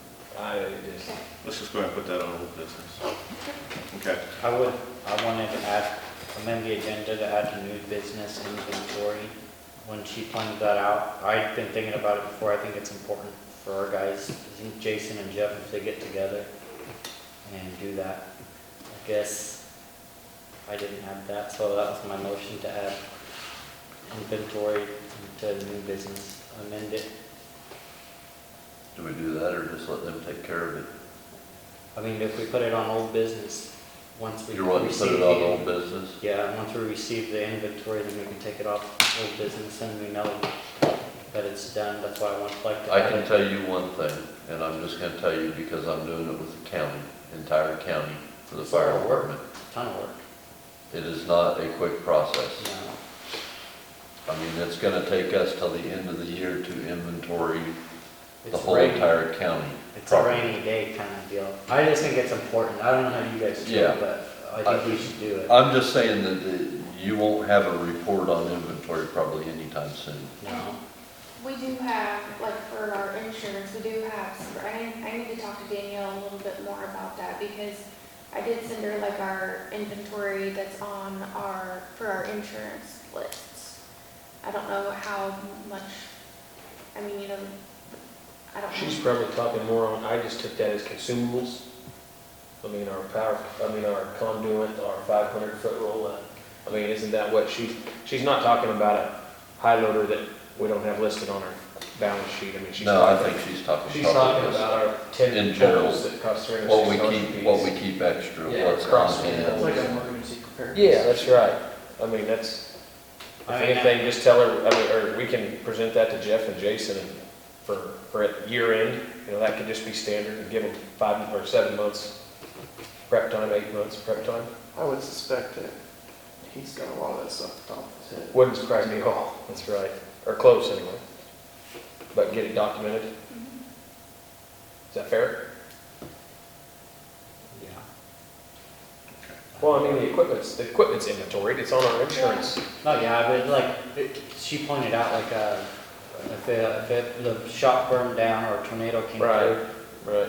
when you're going through with the insurance person, the first thing you think of are the big things, not $600 DeWalt tools or the set of wrenches. Right. I don't want to get into detail every socket or anything, but that's what I was getting at. Right. So whatever you guys want to do, inventory is important. Yeah, we had a theft a couple of years ago, Right. and I don't remember, it was $300, $400 item, but It's a lot of work, but I think it's worth it. Thousand. was it $1,000? I So think you got put down. I just don't want to forget about it. That's why I was wanting to add it to this, Yeah. just so we don't forget. Because I don't expect it to be done by next meeting. Right. So do we need to have a motion on that, or can I just go ahead and have Jamie put that on? Yeah, business he's for just next- asking for it to be put under old business Yeah. on the next agenda. Yeah, let's just go ahead and do that. We'll have it on old business and we'll discuss it I'm fine with next that. time. Since we just discussed it. Yeah, okay. All right. We took that utility truck off, so. You gotta add something to it. I planned that. Yeah. Okay, we have, Marshall, you put on here properties around town? So, and I kind of brought it up when John brought up the whole deal on I've had a lot of complaints on the property on South Prairie and the one next to, between Anna Menace and Mike and Jill. We've tried on that one before, and he come out and supposedly it's sold. I finally got a hold of her. Did she ever call you? Nope. She has offered to pay the past mowing fees, and then she was trying to ask me how much back taxes were, and I said she'd have to call the county. I'm sending her a letter with the county information, because I told her that, you know, the deed record still isn't changed, and I said, we've been trying to work on this property, and she gave me kind of the runaround, because when I had talked to her before, they were supposed to be coming up here, and she was gonna come talk to me, and that never happened, so, Is this the guy that showed up in court and we found out he didn't own the property? no. No. These are out of state. Have they ever even been up here? Not that I know of. I don't think that they've seen that, I think they bought the house sight unseen. Not seeing the hole in the roof? Yeah, that Or was the the stuff's first. still in the fridge, Do what? there's still food in the fridge. Well, yeah, that was on. But I really think we need to at least pursue those two properties. That one down on the south end of town, 112 South Prairie, we've done. 112 South Prairie, Oh, yeah. block off the First Street on the west side. Vehicle sitting there without any tires and wheels on it, and The yellow house. it's bad. Oh, I can't think of the guy's name. Bill? Andy Hill, David Hill. If you saw the picture, you'd recall. And I think that house actually has some, didn't Jeff point out some electrical issues? Oh, Was there yeah. anything with the coming out of the, wasn't there one coming out, something coming out the window that was? Yeah, something. That one. Yeah. Yikes. Where's the last, what was the last progress on that, or have we pursued that one? We've never pursued it. I've tried to send letters, but his address goes to that house. I've even called the city, he supposedly lives in Pratt, and I've even called the city I've tried to track him down, but I've had no luck. Yeah, I mean, on some of these, you just have to go through that process where it's Yeah. going to be abated or torn down. Yeah. I mean, if Jeff says, Well, I can tell you right now, the one on South, is that Prairie? South Prairie? There's not been anybody there for well over a year. Maybe closer to 2, year and a half anyway. Probably two. Probably close to 2. and if you can't find the owner, you just have to pay the cost of publishing it. I mean, you just have, and It's just the order operations, really. we've done it. The Toots property is the one that always comes to mind, and that one is the base one is still in the water, but some of these you just have to go through that whole process. I have his other properties on my list too. But I know those two I've had a lot of concerns about, a lot of concerned citizens. So I don't know if we want to start that process on them too, or, It's just always cheaper to do a bunch at once. We didn't get very far last time. I mean, the amount of money we paid John and well, what do? Let them sit there? The last time they did it, the house got torn down, didn't it? I want discussion in open session. Has the city abated any other properties? Just the one on South Main? How many did we go after and how many did we get done? Is what I'm saying. Some of them, they were cleaned up. You're talking about this district court stuff, or that municipal court stuff, all that is scheduled to come out in June when the court opens back up. A lot of that stuff we kind of, Most of the Hill properties hands. that we started on, everybody complied with. 2 of them we bought at tax auction. Uh-huh. The rest of them got cleaned up by the people that own them. Because we done a whole bunch of them. They tore the one down at First and West. The corner store, they cleaned it up. We worked with them. There was another one on South Prairie, Fifth Street. 5th Street. So what I'm getting at is if we pursue this, John, what is the process we're gonna take? You just, there's, Because you just, like you just mentioned a little bit ago, that we don't have anybody that can inspect these places, like what are we gonna do, just, so I don't wanna waste money is what I'm getting at. We The don't have a council plan how to becomes- attack this. the council becomes judge and jury. So what happens is, somebody on staff, and I don't know who we have doing this at this point, will go and they'll put together a report. They take pictures, that kind of thing. That report then is presented to council, and council then decides to set a time and date on which somebody has to appear in order to,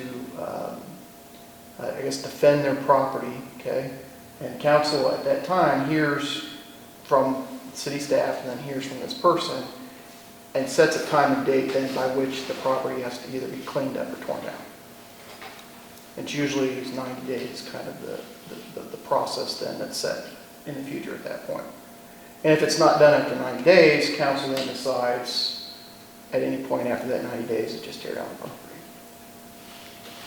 We tear down the property and assess it to the taxes. And the process that we did a couple years ago it's a little bit different than what. Yeah, there was a lady that had a store where she had to run a bulldozer, and she ended up tearing it down. Yeah, well, I don't know that any of those that we worked on a couple weeks, well, the one by your parents' house, that one's still in my parents'. Yeah, I got a call about that the other day, the doors open and guys said they come by there in the morning and the animals are coming in and out of the door. Well, and the last time that I got to deal with it, those guys there was two guys inspecting it, and they worked for some bank or something, and it's foreclosed, but I tried to call the bank and get more information, and I got nowhere. So I don't even know I don't know if we could add that one to the list too. But to kind of explain the situation, if you've got a property which is probably salvageable, but you don't want somebody living in it because of its current conditions, that's the issue we have on this. And one of the Almanza or whatever was one of those properties, which is, he cleaned it up, there was junk on the inside, I think he had tires and stuff on the inside. And so what the health nurse did was she posted a sign that said, nobody can live here until it's cleaned up. But if you have a piece of property which, just driving down the street, needs to be just torn down based on its condition, the easiest way is just go through this process. And that you order them to tear it down, or you tear it down for them and abate it, tax, or assess the cost to do so against the property. Okay. I mean, there's some properties out there just need to be torn down by local. Yeah, you can see the building. I just wanna make sure we have a good plan, that A, B, C, D to go through, because I wasn't happy this last time for the, specifically the Triana properties. How much money did we spend on them? Didn't get anywhere. Well, I don't know which ones I'd have to, I know by Yeah, The address. ones we bought, I think. I just thought, and that's what I heard you a little bit ago. I just saying because If you're 50%, then it's better than nothing. I don't know. It takes a little bit, but we gotta do something. I'd say start I getting really this don't together think and there's start, anyone around. like John said, the more you put on there, we do it all at once. do it all at once. So at this point, there's two properties you pointed out that we're gonna pursue. Those are the two that I've had complaints on. Mhm. I have several complaints about the one on West First. The one by Reggie and Sheila's house. Oh, the gray house that I tried to buy Yes, 4 or 5 times. yes. Yeah. What's wrong with it? It didn't look that bad, does it? When the animals are coming in and out, it does. Oh, okay. Oh, I thought you were talking about. There's this at least other 4 or 5 coons living in there, guy. or a mom Big and old fan. 3 or 4 I mean, babies. that's my suggestion. I mean, just off the top, those 3 houses are probably the most complained about. I don't I guess, John, when you're saying that, you basically said it a little bit ago, like the lump sum of getting several. What are you getting at? I guess, how many houses are you thinking that will actually save money? Well, you're gonna save money most when you hire somebody to tear them down. Really. I mean, it's not No, I'm gonna asking you, like, right now, we're saying 2 to 3 houses, like, is that okay for you?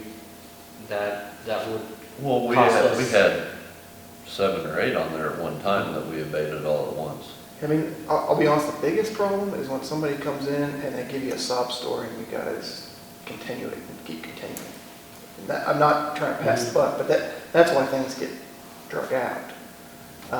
It is, if you're going to do, it is easier to get kind of in a rhythm of doing these, so that, it doesn't have to be relearned, so to speak. I can kind of get city staff to do some of the stuff, you know. For example, more pictures the better, because then you can, you know, make your case, unless council's gonna go walk, you know, around the property, you can't even enter the property. It's just that kind of thing where sometimes I get pictures that are black and white, and I've got to, you know, ask for better pictures. I mean, it's just that kind of thing. Just getting in the process. If you do this and then you kind of stop, then it takes some time to kind of get back up to speed. And a lot of times we've had problems in the past where it kind of gets passed around city staff too. Well, at one point we had a police chief that didn't want to do any of this stuff. Now, you know, Alan would go in, you know, would work with somebody to go in the house, so things have probably changed in that regard. Jamie, you said you already have a list put together somewhat? Yeah, we have a pretty good go of a list with houses that we've had our eyes on. Off the top of your head, approximately how many? 20 or 30. what? I mean, not to do this process, Right. just, the other house that is coming to my mind, I don't know that I necessarily get a lot of complaints about it, is on North Exchange. On In the the west 800 block on the west side west that side of the hasn't road. been They don't lived take in care of for it, it's falling down, 6-7 years. Yeah. can't ever get a hold of it. What I'm trying to get at, if we add these 2 that Marshall's talking about right now and some more, we have a fairly good list. I think you could probably easily put 10 houses on Okay. the abatement process. Yeah, but, and we could stagger those so you don't have 10 people coming in for Right. one council meeting for their Right. hearing. I'd say we just do a special meeting and You bring could them do all it in that at way, once. too. Why don't we go ahead and get some of that list Good started idea. so we can start working on these, okay? Deal with nothing but that on one night. Yeah, So to move forward, maybe Marshall, John, and I can get a list gathered for next meeting and present it to you guys. that'll work. I mean, really, I don't even have to be involved. I can show them how the first couple are done and then I'm done. Basically, we pick out the houses.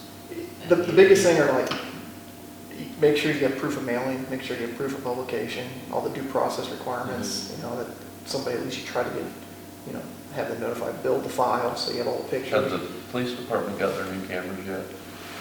We got them all charged up and put them in. Get them to take pictures while they're driving around, give them addresses, they can go take pictures for us. Sounds like a plan. Okay. All right, moving on to the next thing, Marshall, you had on your mowing. Well, it goes back to some of these properties that we mow every year that we've mowed for the last 10 years. And we charge them $50 and they just pay it on their taxes. Don't even bat an eye. It's 100. 100, what, yeah, Yeah, whatever. I it thought we had already raised that price to like, John, wasn't the max like 250 an hour? I want to max it out. What is it? Yeah, I mean, I've kind of had this No, discussion with other cities lately. I've ultimately decided that there's just no max, just because I've never heard anybody complain. I always tell We everybody, read it last year. I always tell everybody there's a max at some point where it just won't be acceptable, but nobody ever challenges them anyways. Anything's acceptable. I would do I really think these ones that we continually mow year after year, 5, 6, 7 times a year, need to be charged more than $100 a time. Oh, for sure. There's got to be. Because all they do is we assess it to They're their, rolling with a $20,000 mower. we assess it to their property taxes and they just pay it. Yep. And we Yeah, don't get anywhere ahead. My thought is, if you're going to get somebody to challenge it, maybe also they're in care. absolutely a fact. When I, Get their attention. when I went in and mowed, because I would get calls when the city would do their letters, I would charge between 150 to 200 per yard, is what I would charge to do when it was so tall and you had to walk it and everything. I'd charge 150 to 200, city was charging 100. So that's why I'm saying 250. We'll put our guys back on our property. It is cheaper for the city to mow $100 every month and a half or two. Well, yeah, that's what I'm saying. Those Yeah. people say, well, it's cheaper because I don't have to ever see the property. So, If there's sticks in there, they pick them up and they dispose them for me. Yeah. If they have started mowing yet this year? Jason told me that he would make time today or tomorrow to go, when he checked. You could set an increase. My only concern is that the letters say how much the city's gonna charge. Yes, I believe it. Have you sent them out yet? No. The first See, round of we letters. still got time to change it. But then he sent out, You know what they say. So, not, it's, I'm just saying if we change it tonight, we will know what it says right now. I think it's $100. oh, yeah, I believe it has the amount in there, $100. Okay. it's $100 an hour, I think, Is it And an $100 hour? an hour or a yard? an hour. An hour. But there's a minimum, I think there's a 1 hour minimum. I would do 250 an hour. Yeah, I'm not opposed to it at all. I would, 1 hour. No, those letters go to anybody and everybody. Yeah, no, I didn't have a problem with that. well, but with that, I mean, Ross pointed out before, let's be smart on how we're sending these out. What I'm wondering, can we do a letter on the ones that are habitual? You can't pick and choose. I mean, if you haven't sent out letters yet to those people, then, I mean, I guess it wouldn't matter. You're talking about before they even violate?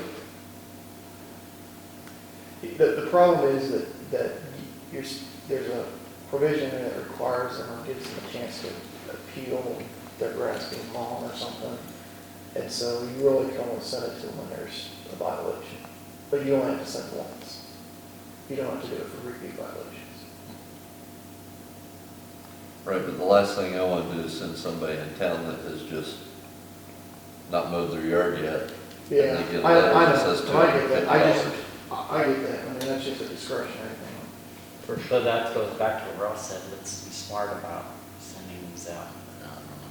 I think What? they can get away with that, besides just common sense, and I think Yeah. our guys and whoever does it have common sense, you know, so I. Who does the list? Jason's taking it over this year. I mean, I don't want somebody to play favorites, No, I don't mean that. What I mean is, but I'm gonna tell you, Ross, if yours was 12 inches and you just hadn't got to it because it'd been raining and busy, Right.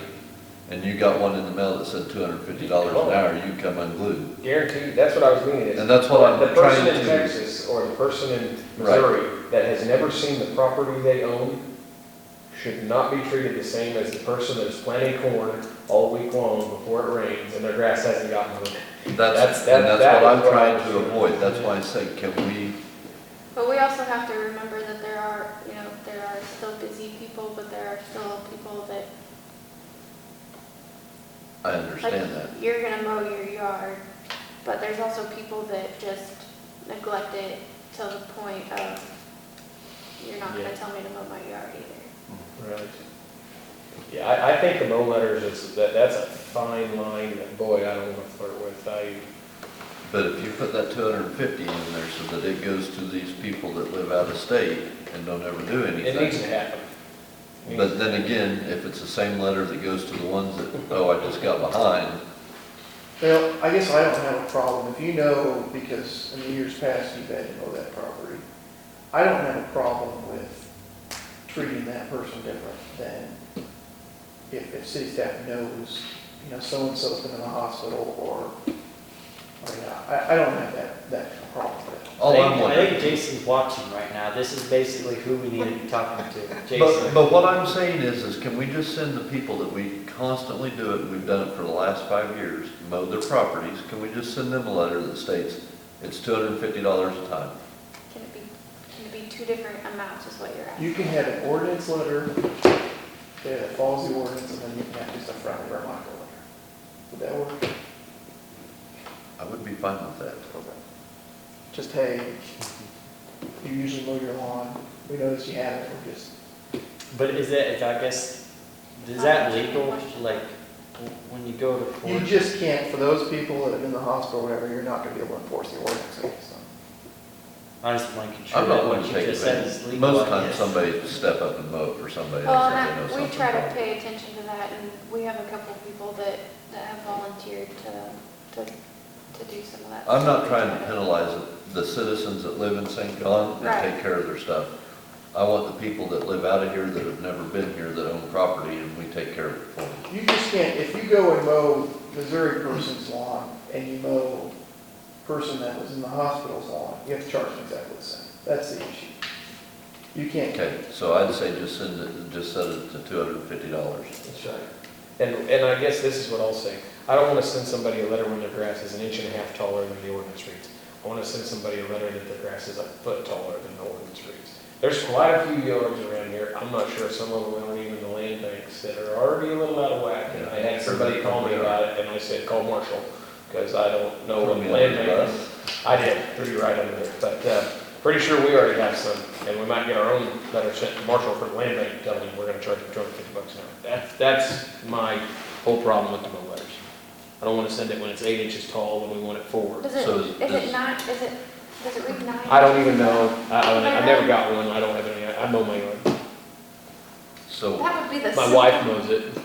That would be the Oh, simple. boy. do we have to change the ordinance? No, it's not set by ordinance. Really, if you could just do a motion to increase the, whatever date you want to do it for tonight, increase the fee for city mowing of property to $250 an hour with a 1 hour minimum, you could just do that by ordinance as long as it's reflected in. I'll make that motion, what you just said. I can say that. I think wasn't last year or the year before, I think I added on a $15 administration fee because we have to certify them and all the time, like, it's just very time consuming, so. We get $50 administration fee. Just as Well, long say as it's it. reflected in the minutes in the motion. I'd make a motion to increase the mowing fee done by city staff to $250 an hour with a 1 hour minimum. Second. Okay, I have a motion and a second on the table. Any more discussion? All in favor, say aye. Aye. Motion carries. Okay, that's it for new business. Right now, we're going to adjourn into land bank. Collect my thoughts here. Got me all screwed up there, Ross. Thanks for Just one more. nothing. We call land bank meeting to order. John, I guess I'll let you kind of, I mean, we all got the letter. Yeah. Some of it doesn't. I guess you need to explain some of it to me. You're talking about 313? Yes, I think that's first regarding potential donation, yes. I reviewed, now, my access to courthouse is fairly limited right now, but I did review documents filed with Register of Deeds, and then after, typically when we do these type of title examinations, after we review the documents with Register of Deeds, we do a district court search for any probates, things of that nature. We did buy a quiet title action that wrapped up towards the end of September of last year, which cleared up any issues related to unprobated assets that we found when we looked at the Register of Deeds documents. So I would approve acceptance of 313 South Main. I guess the only confusion with the way this was divided up over time is 313 South Main, all 5 of those lots, or is it? Do we know that? It could, yeah, I mean, it's a big lot. Okay. Okay, so I would approve adoption of 313 South Main. Our policy does require a warranty deed from Mr. Fisher if he's still wanting to donate that property. The other issue is taxes are due, I don't know how that changed with the governor's order, but May 11th, so I'm assuming there are taxes owed on that property. With issues related to the county, as they are right now, I guess the land bank has one of two options. We can go through that song and dance of the county, or we could ask Mr. Fisher to pay those taxes. Or I guess you could take it as it is, and land bank pay the taxes. It probably ain't much, but $200. I tell you what, I did not, my secretary's on vacation, I did not call to find out how much they are. I forgot to check and see what they were as well. Or if, I would imagine they're probably paid, but I could be wrong. But Chad wants to donate that property that he had bought and cleaned up, be clear down there more of the Sweets, that big large lot. Yeah, I would almost assume if Chad hasn't already paid him the taxes, then, He's already given us the property, I say we just pay the taxes Yeah. on it. It ain't probably. If he I was hasn't trying to paid read it, through this one. It can't be that He's got much. this. I would suggest we not include in the motion, though, that the land bank would pay the taxes, just until we get this tax. You can just accept it as it is, and if you have to pay the taxes, you have to pay the taxes. right.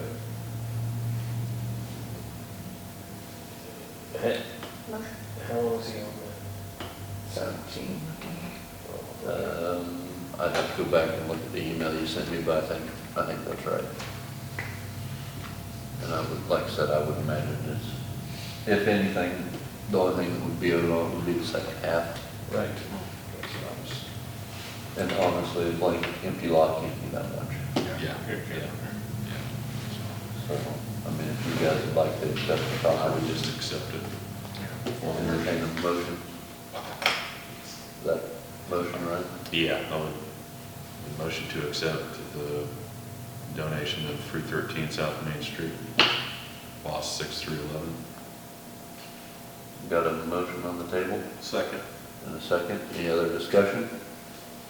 All those in favor say yes. Yes. Opposed? Motion carries. Is Mr. Fisher going to provide it to you? I would talk to him, I guess.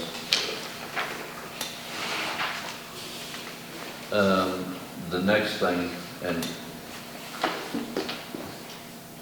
206 South Pearl, I believe, is a blank lot that the land bank owns. And the property owner, actually the person living in the house, and I believe he's already mowed it a couple times for us, but he wanted to buy it, and I said it would be better that if the owner of the house bought it, so it stayed with the property instead of having two split up properties. And so I do have an application for the owner of the house that wants to purchase the property and make it a bigger yard for that property. That's not a very big property. That's the one that Kyle actually purchased and tore down and donated.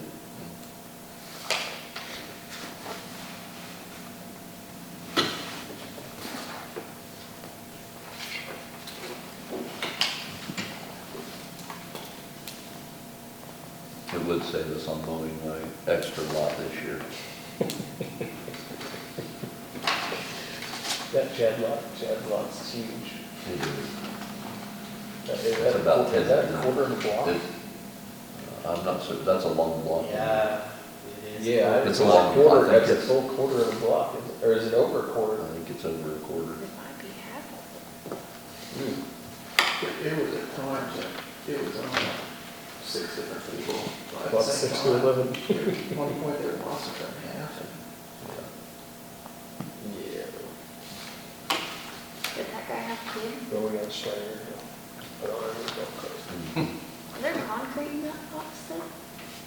On Baldwin. I don't think so. I think they tore everything out of it. The only thing is I don't know, John, and you can explain it better, now is this considered a buildable lot or a non-buildable lot? Or do we just set a price and sell the lot? You can basically just set a price. The policy does kind of give preference to adjacent landowners for this exact reason. Adding a garden, expanding a lot or whatever, but, no, I mean, the prices for either are just nominal really, so I can't remember what it was for even for the buildable, like $200 or something like that. Well, the buildable lot was $300, which is what we sold the last property for. And I think it reads that it's $10 a foot on an unbuildable lot, which I mean, if you've got two lots that are 40 foot wide apiece, that's $800. Yeah, my suggestion is that council, or land bank, just choose a number that's, Well, I mean, this is a lot smaller, but I think, how much does it cost us to have you draw up a deed? I mean, are we $150 in on the deed? no, maybe an hour, no. No? 15 minutes to the deed. Well, I don't want to spend $200 and turn around and sell one. No, I mean, usually what we would do is, my staff would call me the last deed of record, so I have a legal description I can work on. I mean, my suggestion to you guys would be the same $300 that we charged the last person for.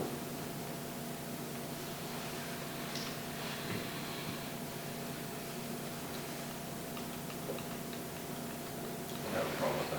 I'm not opposed to it. That'd be fine. You guys are fine with it? Would someone like to make a motion to sell that property? I'll make the motion.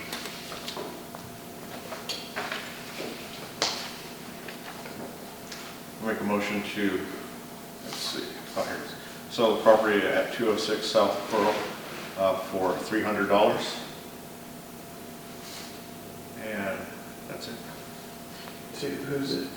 Oh, to Eastside Macias? Okay. Is it just, okay. I know I saw that. Do I need to add anything else to that motion? No.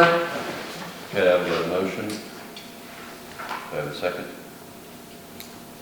Second. Got a motion and a second. Any more discussion? All in favor, say aye. Aye. All opposed? Abstain. One abstain. I'd probably just do a soft closing, meaning that staff would just hand you the deed and come to bid. Okay.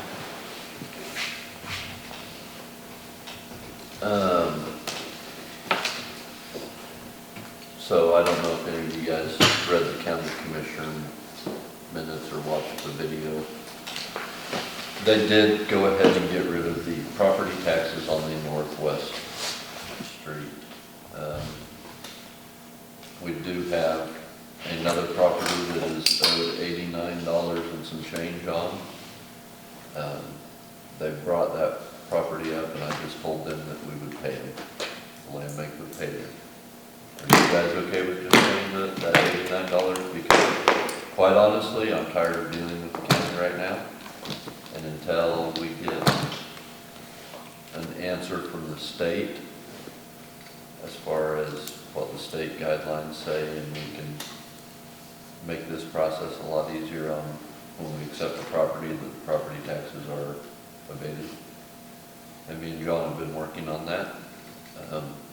In fact, I think he gave you guys some stuff for it, and I don't know.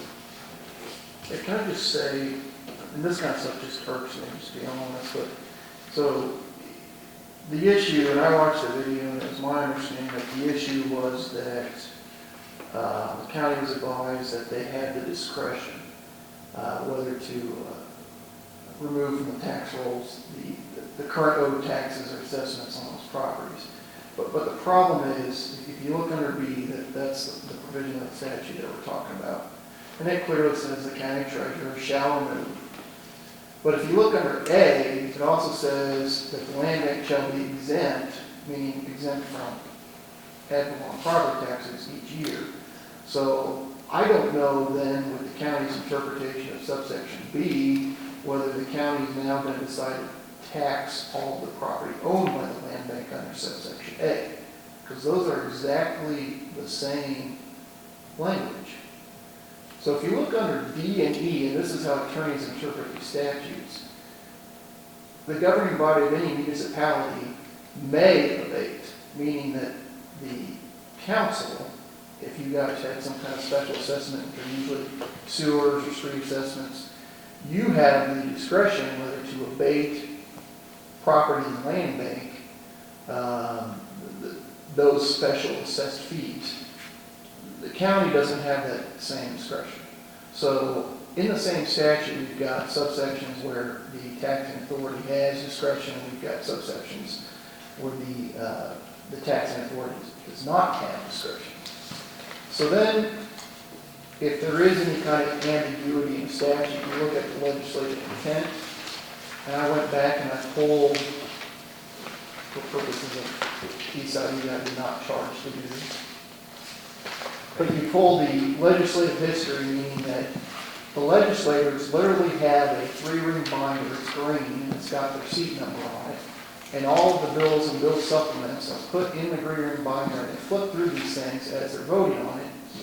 The supplement book is a summary and a kind of a history of where the bill has been and what's been done to the bill. So if you look at the top, it says as amended by Senate Committee of the Whole, meaning that this was a bill that was first, last amended by the Senate body as a whole instead of in committee. And the summary says land bank would be exempt from property taxes and except for special assessments, which we talked about was that May provision of the statute. The county treasurer would be required to remove from the tax rolls, meaning that if this bill passed, the county treasurer would be required to remove from the tax rolls the taxes charged when a property is acquired by the land bank board. So I don't know how else to read that, why it's being interpreted incorrectly.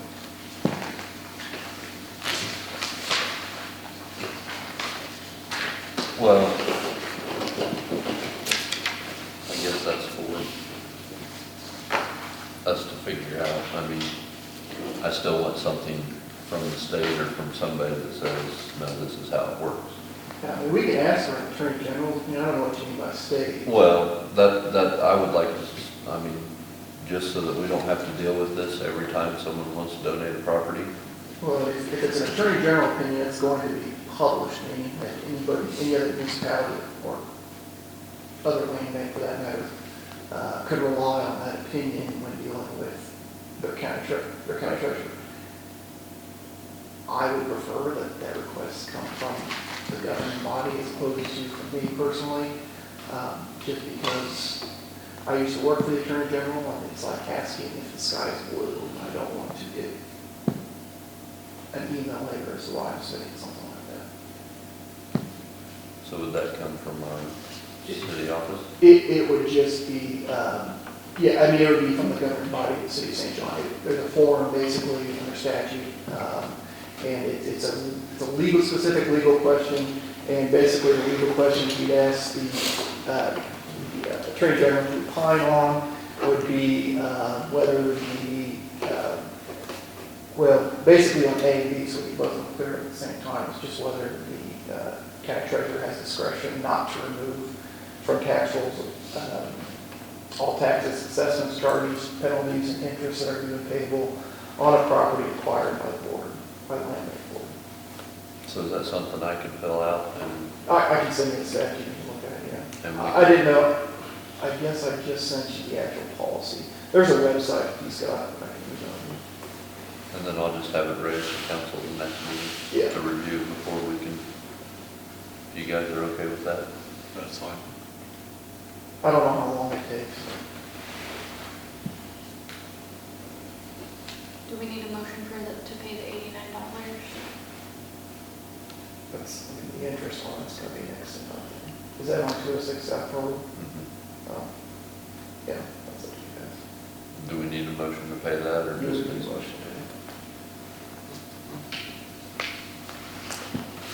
Yes. 206 South Page. We don't wait to hear from. I'd just soon pay it and be done with it, especially if we're gonna sell the property.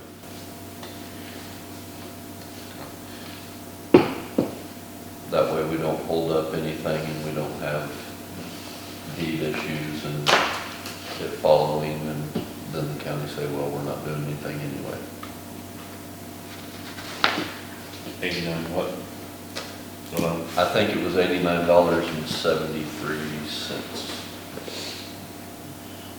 don't know if I wrote that down or not. You can just say the current tax rates. I guess I'd make a motion to pay the 206 South Pearl taxes, whatever they may be. I got a motion Second. and a second. Any more discussion? All in favor? Aye.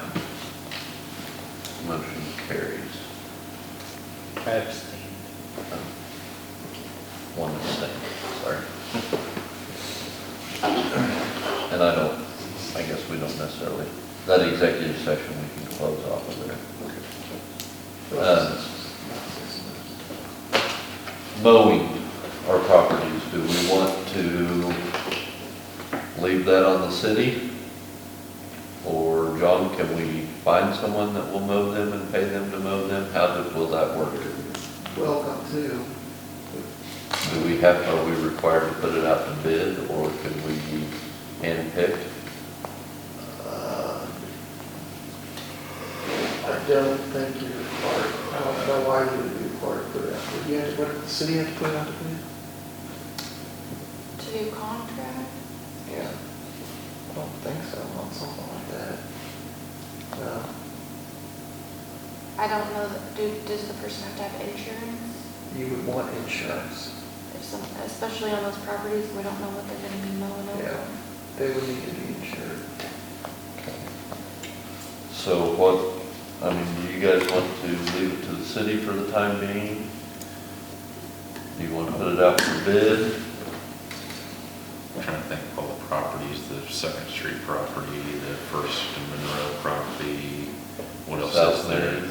South Main, yeah. South Cross. South Broadway, there's the old two property. Yeah. There's quite a few. Yeah, a few of them are kind of dirt right now. They make. It's about they're on for probably, too long, it's but- probably 2 full days of mowing and weed eating for one guy. I really don't think it's terrible, it's just open lots, not a lot to weed eat. I think we should leave it to the city for now, and if Jason thinks that we really do need help, then put it out for bids at that point. I guess, I think the land bank's getting big enough that we're gonna have to have some segregation of the land bank and the council. I know we're straying from the subject, but there's some of this stuff, I just think we're gonna have some differentiation and let them handle. And that's kind of the way I feel. I think, if we have enough that we're essentially taking on more properties, and we're expecting our city guys to take on more work. And the only person that benefits, granted, I'm not saying the city doesn't benefit from this, but, if we add 7 more properties for them to mow, I'm contracted out at that point, but I'm saying, that, like when I was mowing, it'd take me 2 days to do all these properties. right? So I don't think it's taking away a lot from what we have now. But when you get 15 properties, it could. 15, I mean, 7 more, I agree, that's a lot. I would see how it goes I'm for a talking few about months. lumping all together, yeah. I guess I was meaning, the committee, the mowing, the accepting a property, the selling a property. I was meaning the whole thing, I guess, it's all hand in hand. I should have specified that. I agree. I think that we should just go ahead and leave it as is right now, let the city do it. But if we start to get more and more properties, which we're probably going to end up doing, then we would visit it at that time and then start contracting out. Pending or, I guess we'll know more in our executive session, won't we?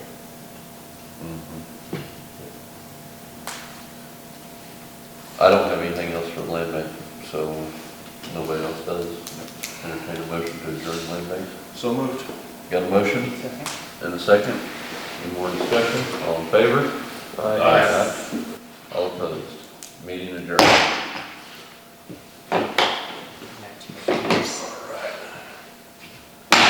Reopen this regular meeting of City Council. Okay, we have a 15-minute executive session. Let's see, executive session to discuss potential hire pursuant to non-elected personnel matter. Can I get a motion? So moved. Second.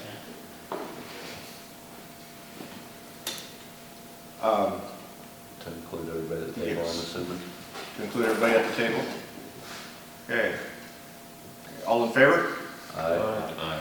Motion carries. We'll resume at 9:31.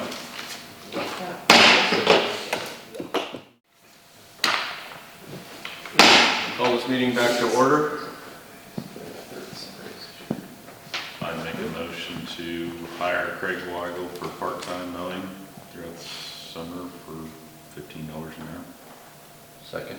I have a motion and a second. Any more discussion? All in favor say aye. Motion carries.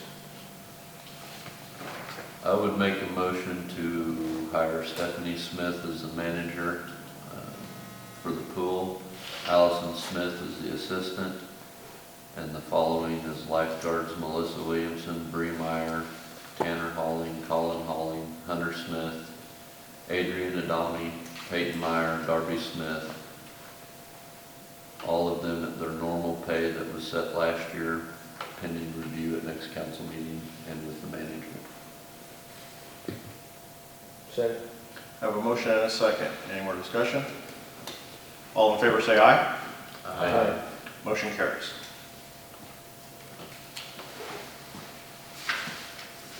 Okay, we have a 10-minute executive session to discuss employee performance pursuant to non-elected personnel matter. Can I get a motion? So moved. Second. I have a motion and a second. All in favor say aye. Aye. Aye. This includes everyone at the table. We will resume at 9:43. Call this meeting back to order. Having no more business, and entertain a motion to adjourn. Have a motion and a second. All in favor say aye. Aye. Meeting adjourned.